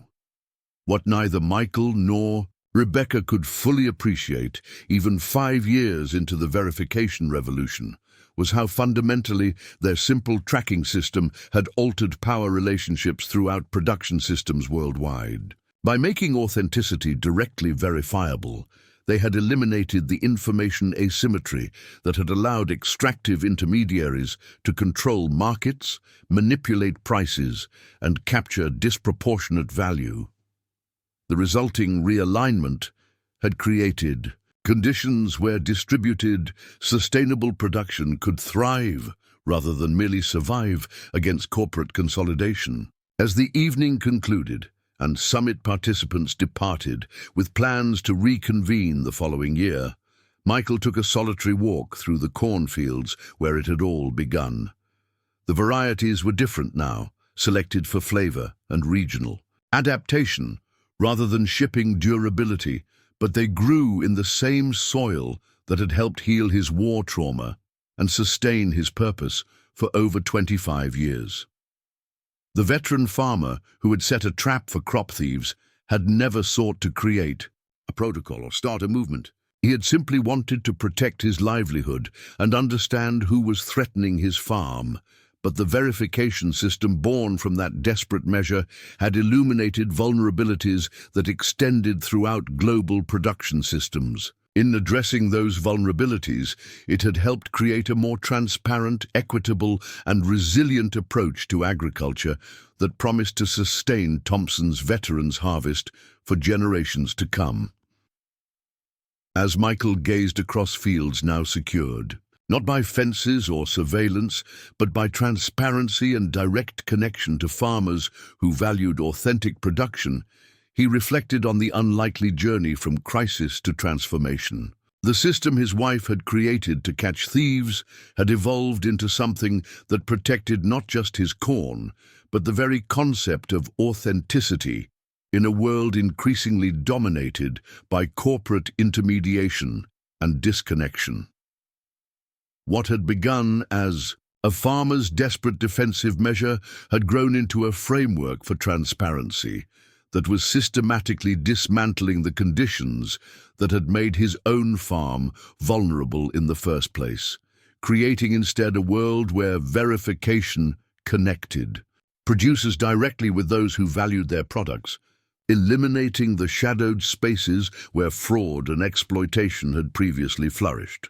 The humble trap that had caught corn thieves 5 years earlier had ultimately captured something far more significant, a pathway toward agricultural systems, where transparency naturally rewarded integrity, sustainability, and connection, values that had guided Thompson's veterans' harvest through decades of challenges and would continue shaping its future in ways Michael Thompson had never imagined when he first discovered his missing corn on that summer morning. Half a decade ago, 10 years after Michael Thompson first discovered thieves targeting his heirloom corn, the Thompson family gathered for a momentous occasion that symbolized how completely their world had transformed. under the spreading branches of a century-old oak tree that had witnessed the farm's evolution from a veterans' healing project to an international agricultural landmark, Michael, now approaching 72, prepared to formally transition primary leadership of the Veterans Agricultural Network that had grown from his single farm operation. "Never thought I'd see this day," he admitted to Rebecca as they watched the gathering of farmers, veterans, researchers and dignitaries arriving for the ceremony. 10 years ago, we were weeks away from losing everything. The farm that had once teetered on the edge of foreclosure had become not just economically sustainable, but the centerpiece of a thriving enterprise that now supported over 40 veteran farmers across the state. What began as 50 struggling acres had evolved into the Thompson Agricultural Training Center, a 280-acre operation combining traditional farming with veteran rehabilitation, research, and verification technology development. The Smithsonian called, again, Rebecca mentioned, reviewing messages on her tablet. They want to include your story in their permanent exhibition on innovations that transformed American agriculture.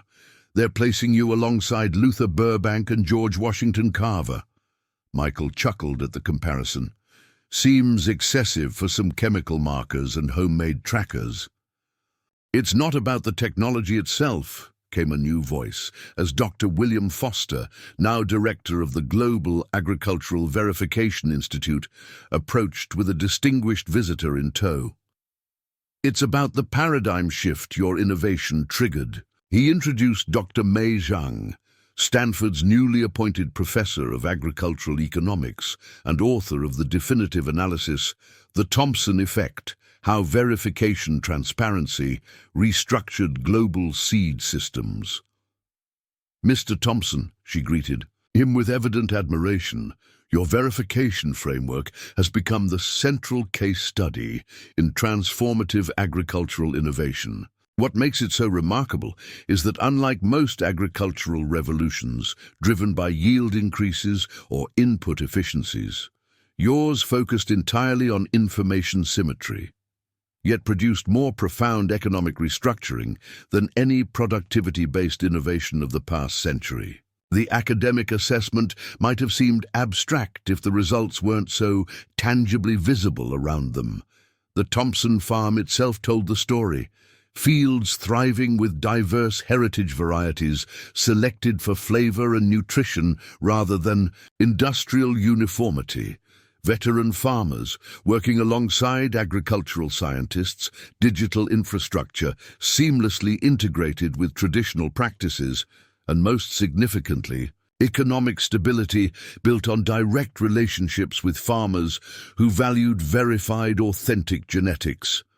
The ceremony began with a gathering of over 300 people representing the extensive network that had grown from Michael's original tracking system. Elena, Sam, Marcus and Layla, the original farmer allies who had joined Michael's cause, now led regional hubs of the Heritage Seeds Alliance, which had expanded to include over 15,000 verified farms across North America. Congressman Martinez, nearing retirement after a distinguished career, delivered opening remarks highlighting the broader impacts of verification transparency. What the Thompson approach demonstrated wasn't just a solution to theft. It was a pathway to realigning incentives throughout our food system.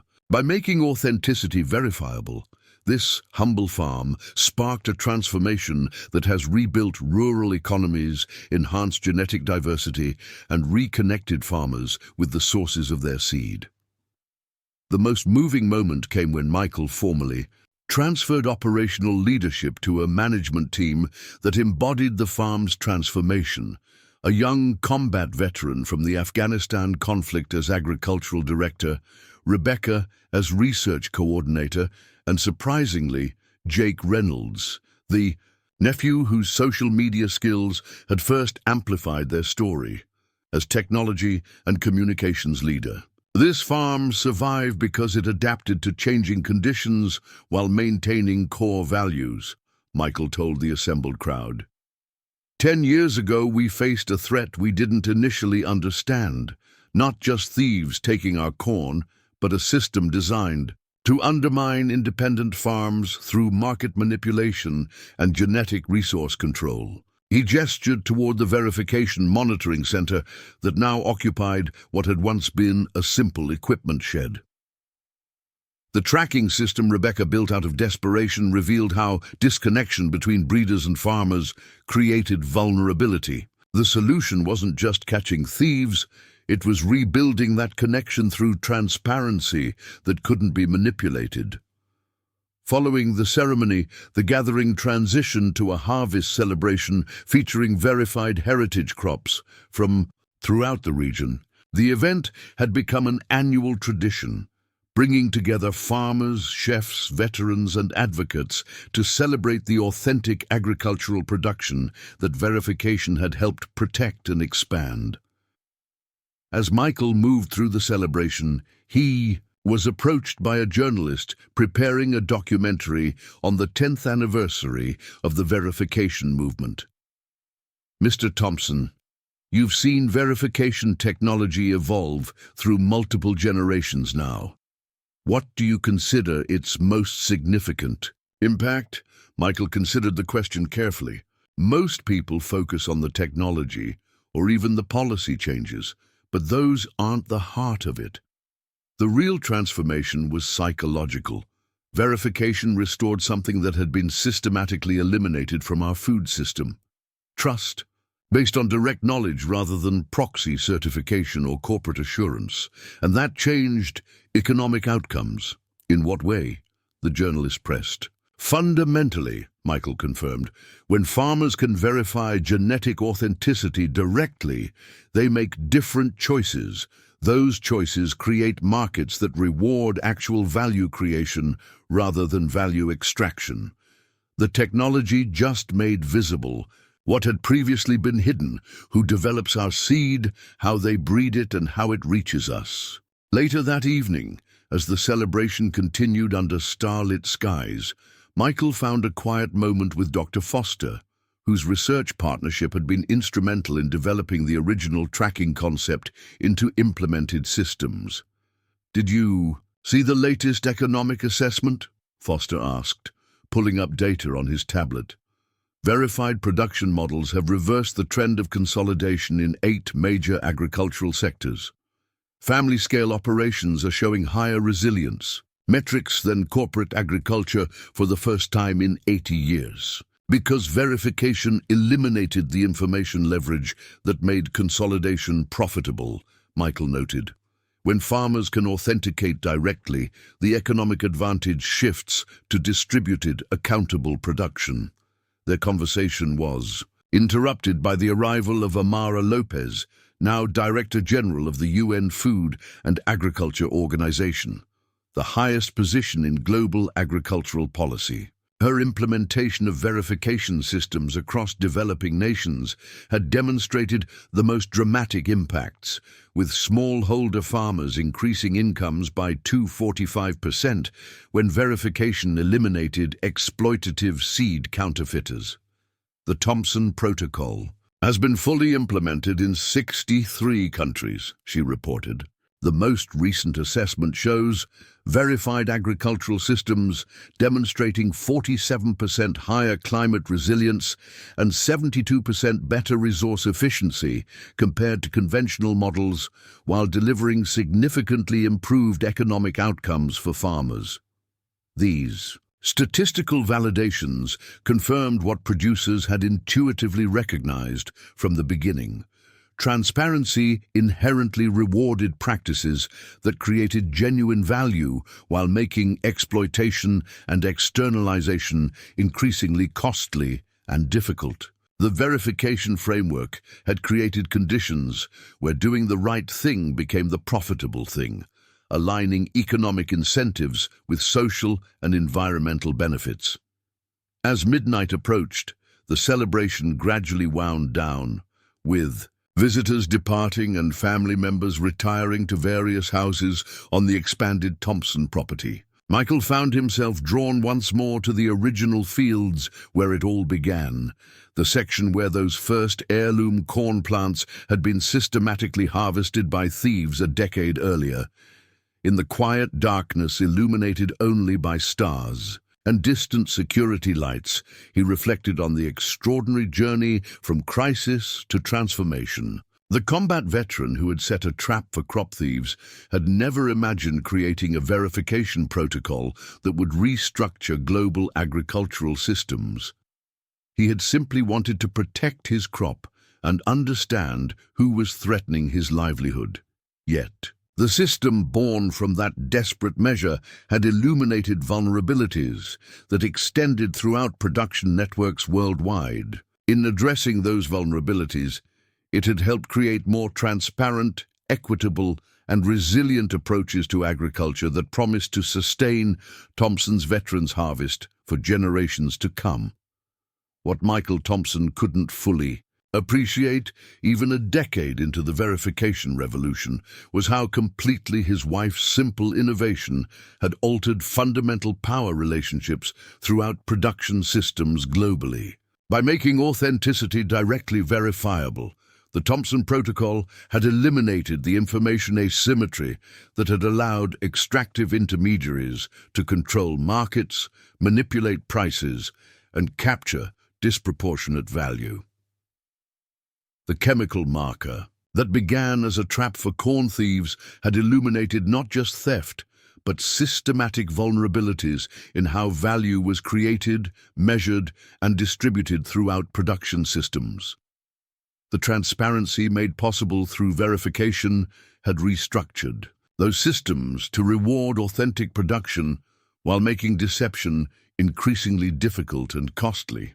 As Michael prepared to return to the farmhouse that had sheltered his recovery for over 30 years, he paused to observe a group of young veteran farmers who had traveled from 5 states to attend the agricultural training program being held at the farm the following day. Their animated conversation focused on applications ranging from indigenous seed preservation to urban farming initiatives, representing the future of an approach that had begun with his desperate defensive measure.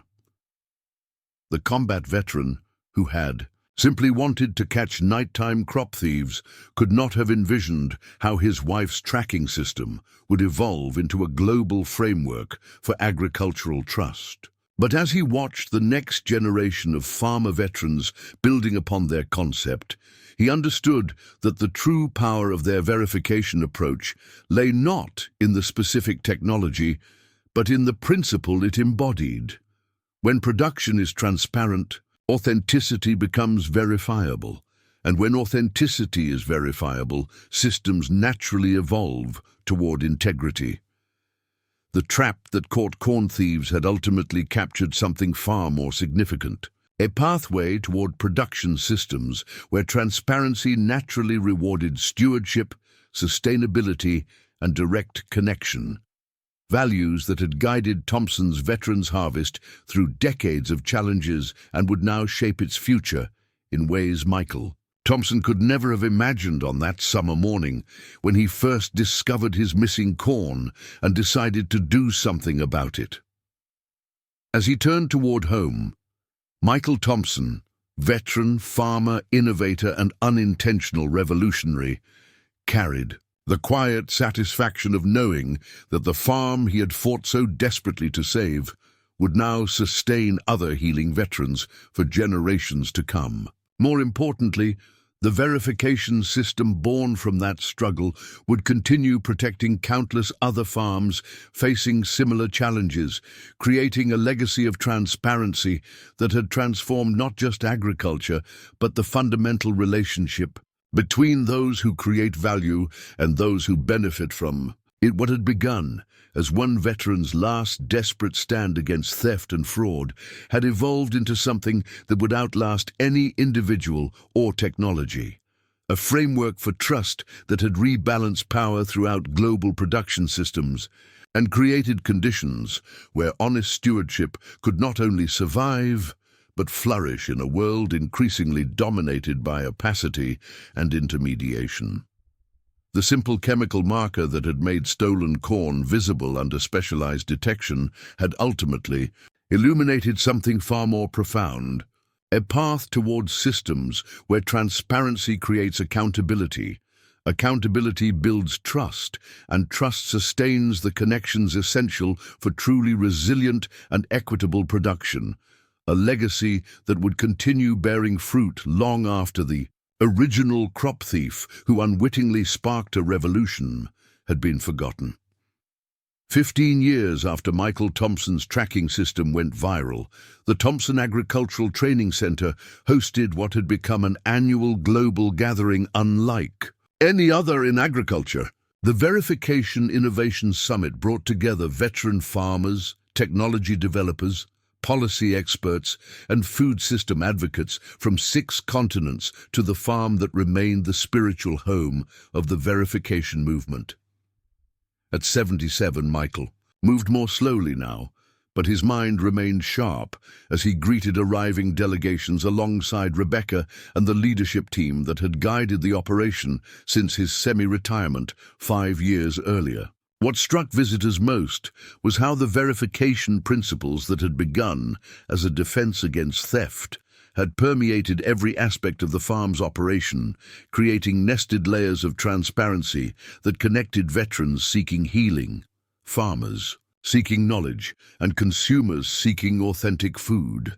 This morning, we'll be unveiling the latest evolution of the Thompson Protocol, announced Jake Reynolds to the assembled participants. Version 6.0 incorporates climate impact verification alongside genetic authenticity, creating a complete picture of agricultural value that extends beyond variety purity to ecological contribution. Michael smiled at the continuing evolution of their simple concept. The latest iteration integrated satellite imagery with on-farm sensors to verify not just what was being grown, but how it affected soil carbon, water cycles, and biodiversity, all authenticated through the same distributed verification approach that had begun with chemical markers on stolen corn. The summit's opening ceremony featured a special moment recognizing Michael's unique contribution. Dr. Mijang, whose economic analysis of the verification revolution had become the standard reference in agricultural policy circles, presented findings from her 15-year longitudinal study. The statistical evidence is now incontrovertible, she explained, displaying data from thousands of farms across multiple continents. Verification transparency has fundamentally restructured agricultural economics. Regions with high verification adoption show 12% higher retention of young farmers, 275% greater crop genetic diversity, and 187% higher farm profitability compared to regions without verification infrastructure. She turned toward Michael. What began as a defensive measure on this farm has created perhaps the most significant shift in agricultural power dynamics since the advent of industrial farming. By eliminating information asymmetry between producers and consumers, the Thompson Protocol has systematically transferred economic leverage back to those who create actual value rather than those who control distribution channels. After the ceremony, Michael led a small group of international dignitaries on what had become a traditional tour of the original cornfields where the story began. Among them was Kwame Okafor, whose implementation of verification systems across Africa had helped create the continent's first internally sustainable seed sovereignty network. The most powerful aspect of your approach, Kwame noted as they stood where Michael had first discovered the theft, is that it doesn't require perpetual enforcement. Once transparency becomes the standard, the economic incentives permanently shift. Deception becomes more costly than honesty. Michael nodded in agreement. That was the unexpected lesson. We thought we were building a better security system. What we actually created was a better economic model, one that naturally rewards the behaviors we wanted to encourage. As they continued the tour, The visitors witnessed how verification principles had expanded far beyond their original application. The Thompson Center now operated a complete seed-to-table verification system that connected veteran farming operations with restaurants, hospitals, and school systems throughout the region. Each step in the process was transparent and verifiable, creating economic relationships based on authenticated value rather than market manipulation.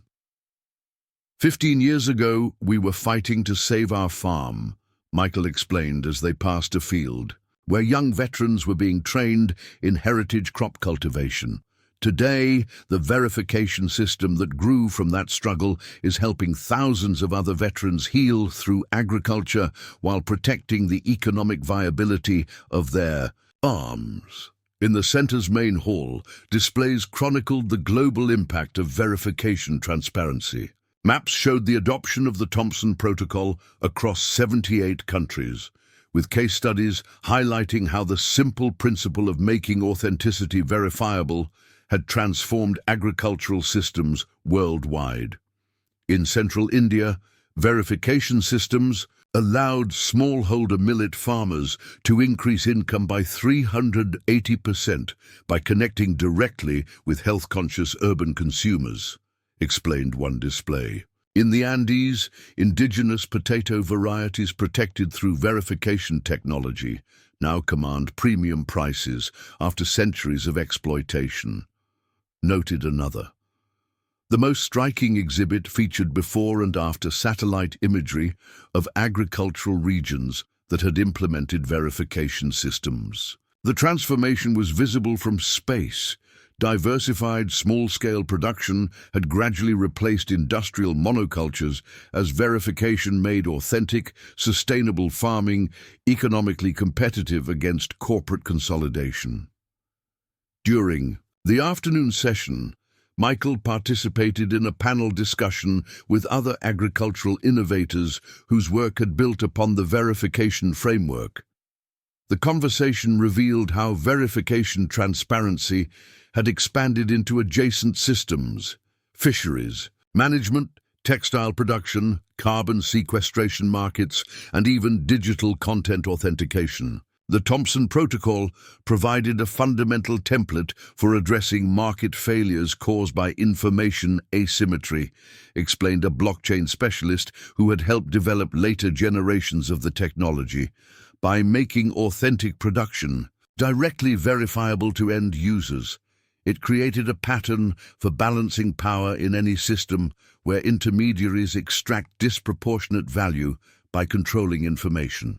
As evening approached, the summit transitioned to a community celebration that extended beyond the center grounds into the surrounding town, now revitalized after decades of agricultural depression.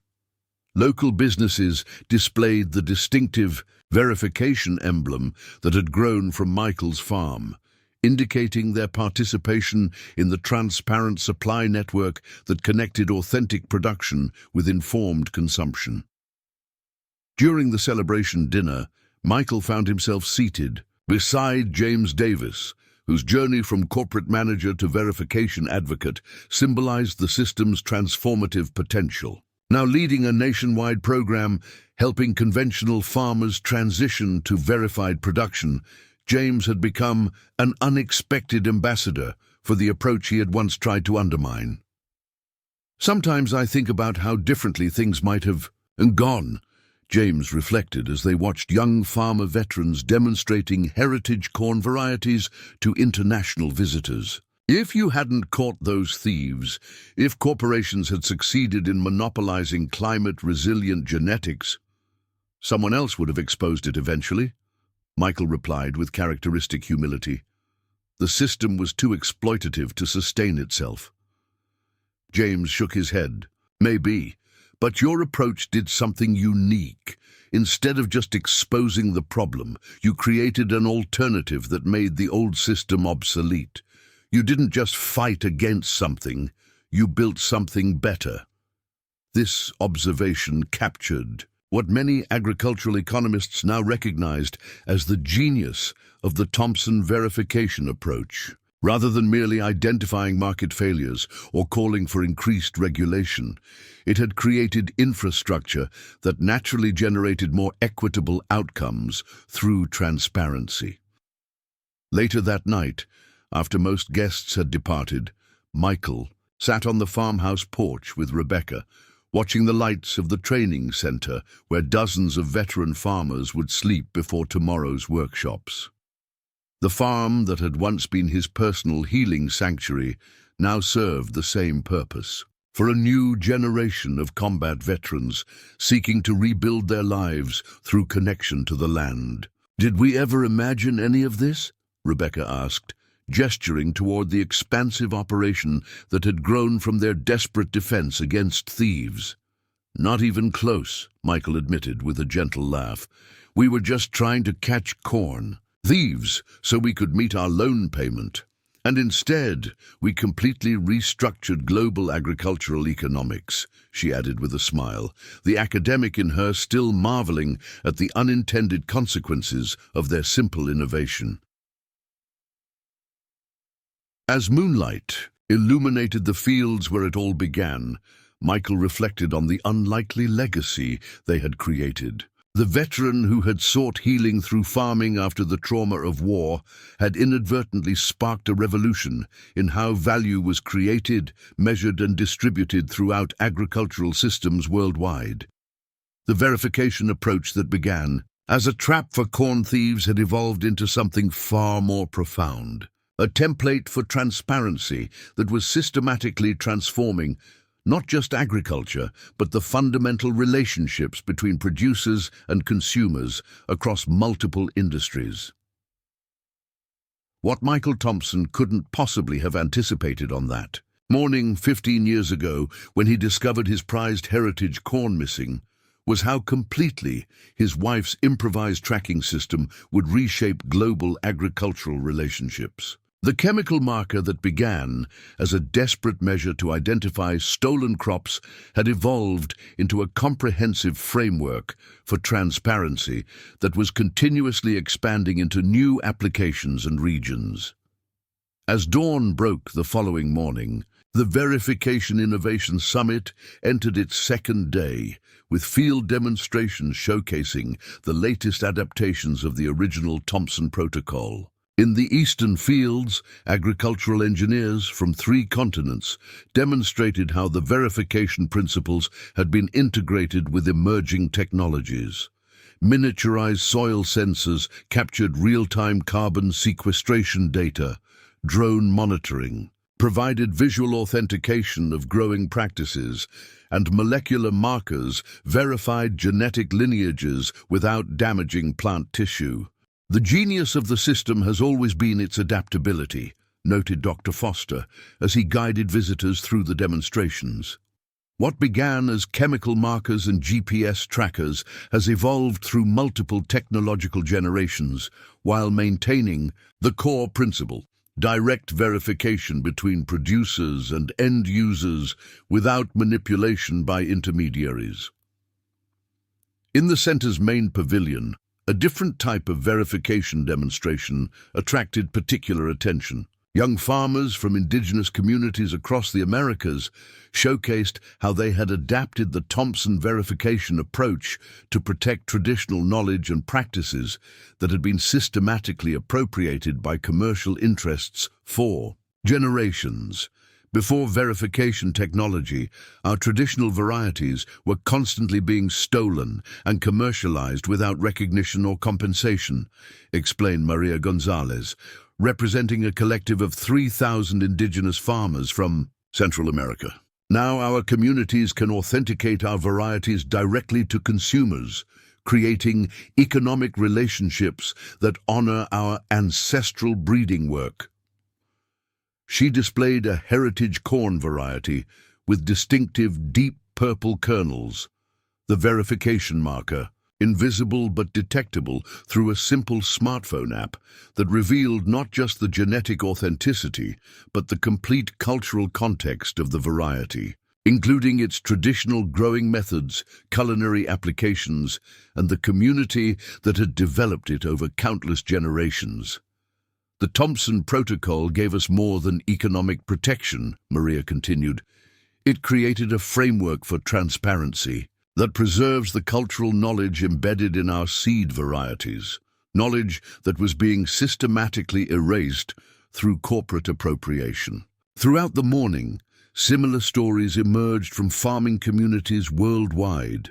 Verification technology had evolved far beyond its original security application into a comprehensive system for authenticating value that corporate agriculture had previously rendered invisible.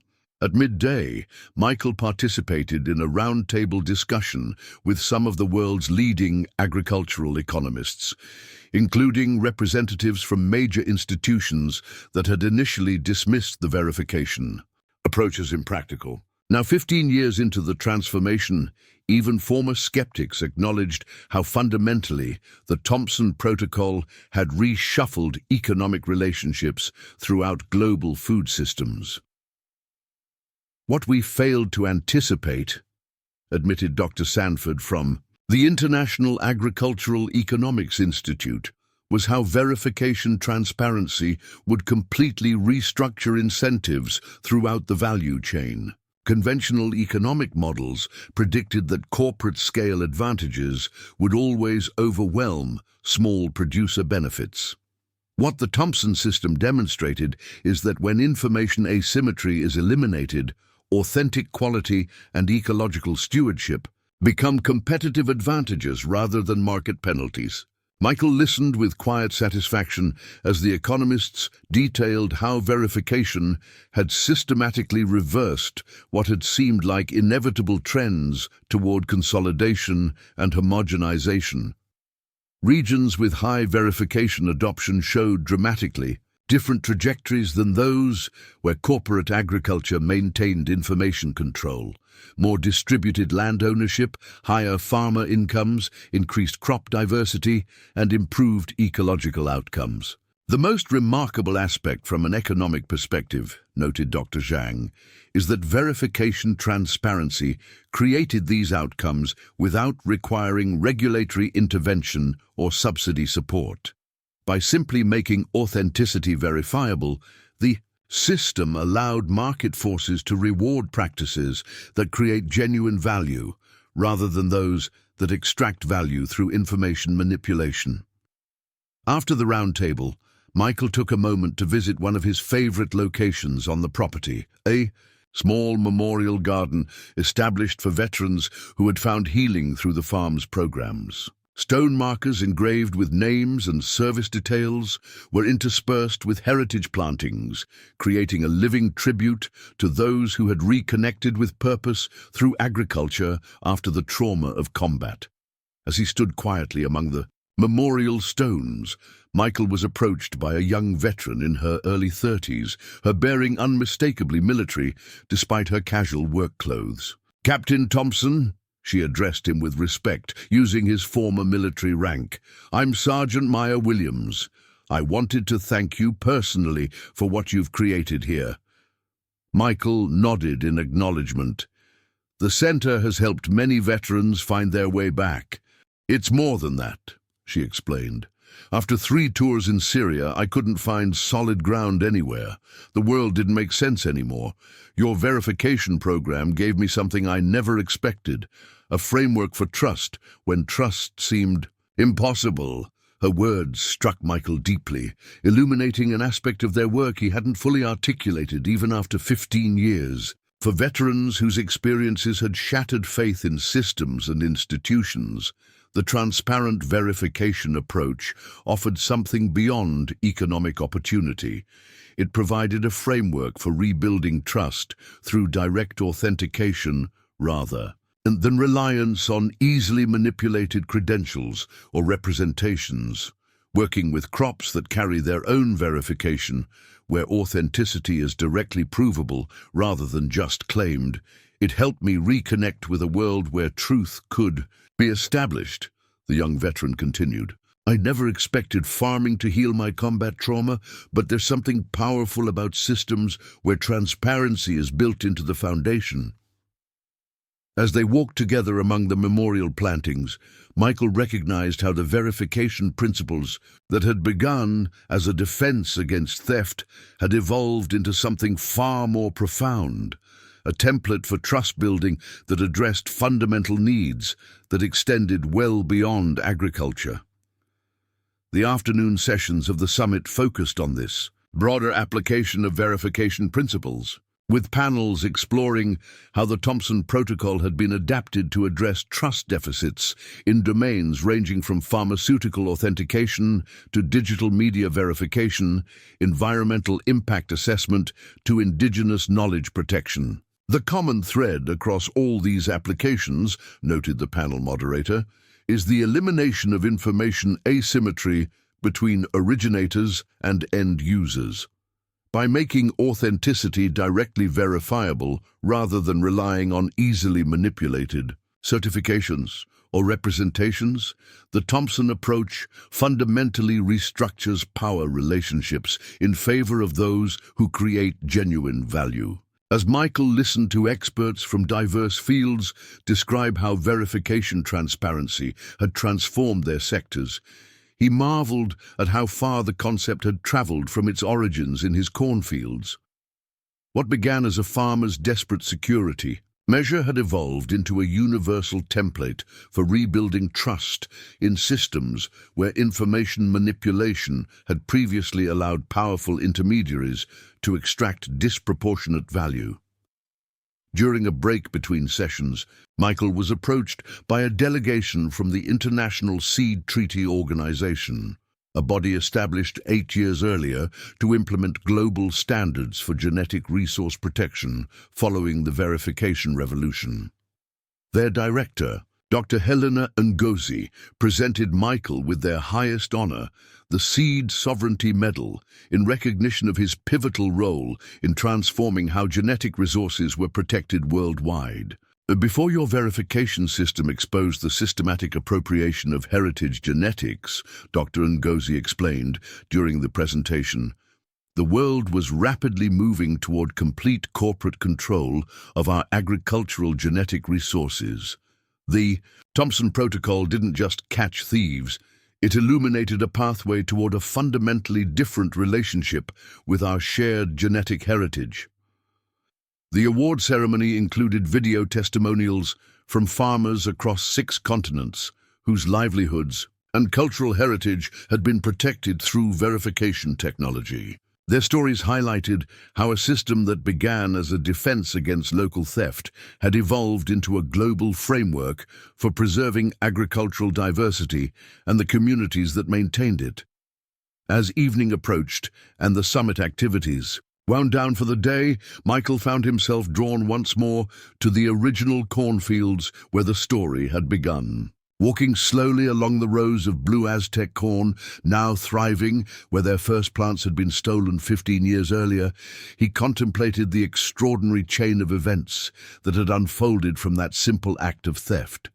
He was soon joined by Rebecca, who had spent the day leading technical workshops on the latest verification technologies. Together they walked in comfortable silence. 2 people who had shared not just a marriage, but a revolution neither had intended to start. "James showed me the latest global adoption numbers today," Rebecca eventually said. "The Thompson Protocol has now been implemented in some form across 82% of the world's agricultural regions.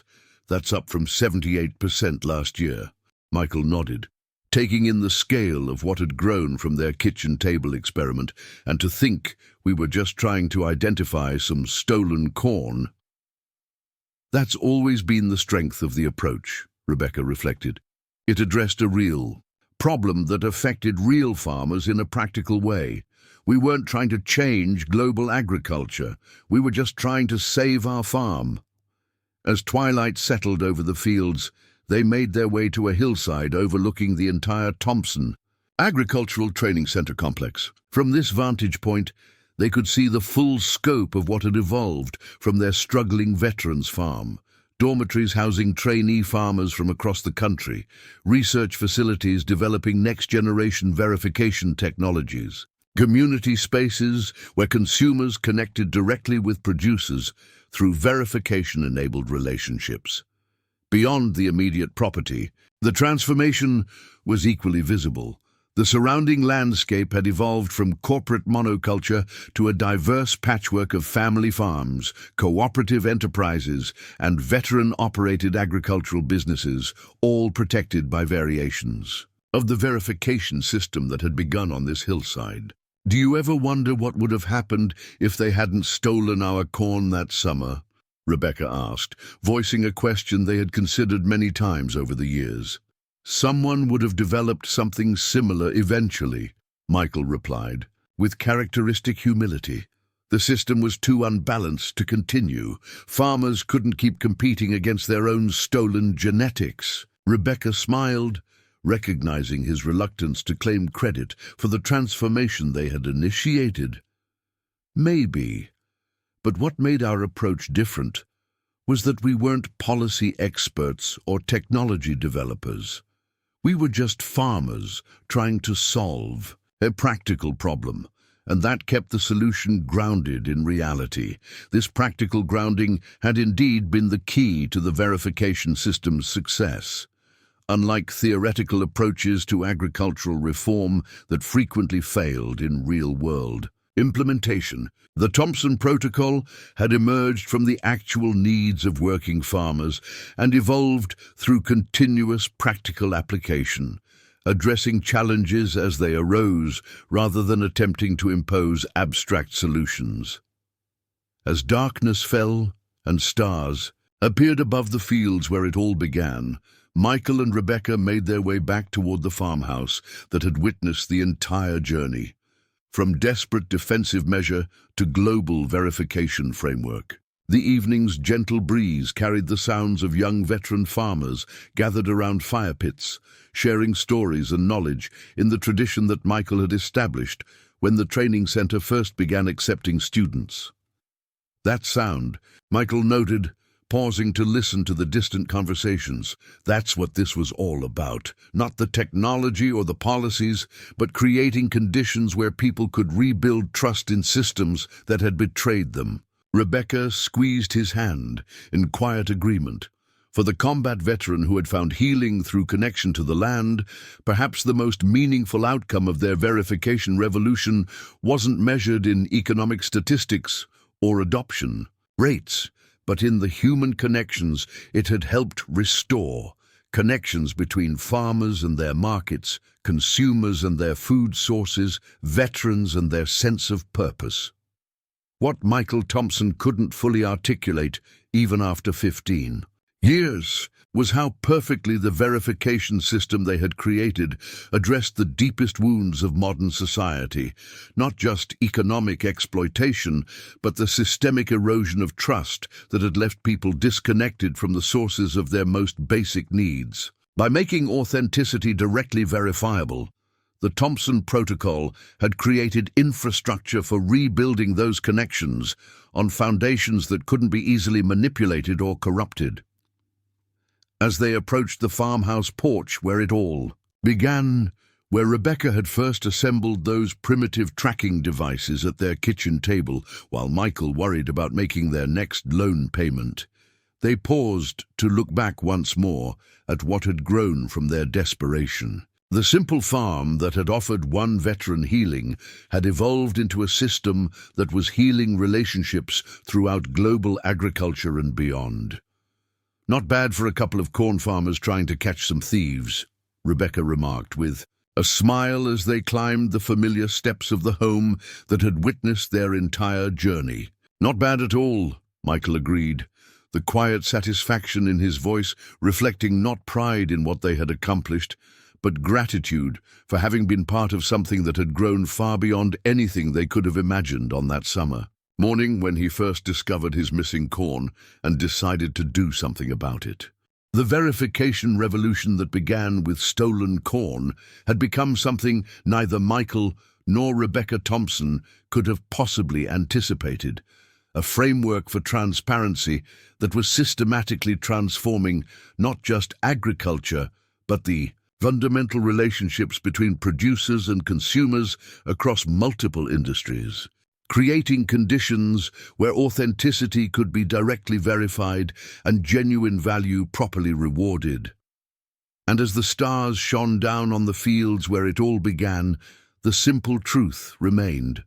What had started as one farmer's desperate attempt to catch thieves had evolved into a global movement for transparency that promised to sustain Thompson's Veterans Harvest and countless other authentic enterprises for generations to come.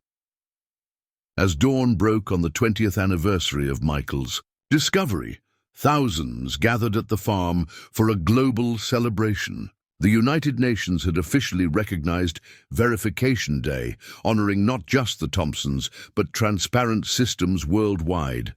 Michael, now 82, watched as Rebecca unveiled the final piece of their legacy, the Thompson Foundation, endowed with millions to support veteran farmers and verification innovation for generations. From desperation to revolution, she announced.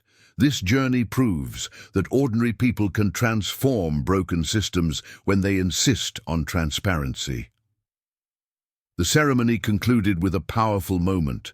Farmers from 6 continents simultaneously verified their crops using the latest version of the Thompson Protocol, a global demonstration of connection across borders and cultures. As the crowd dispersed, Michael stood alone in his original cornfield, a single Blue Aztec ear in his weathered hands, a reminder of how one theft had launched a movement that changed the world. Have you ever wondered how simple solutions can trigger extraordinary change? This story shows how determination and ingenuity can transform entire systems. If you found this journey inspiring, join our community of forward thinkers by subscribing now. Tomorrow, we'll explore another remarkable tale of innovation that's reshaping our world. Tell us in the comments what verification means to you.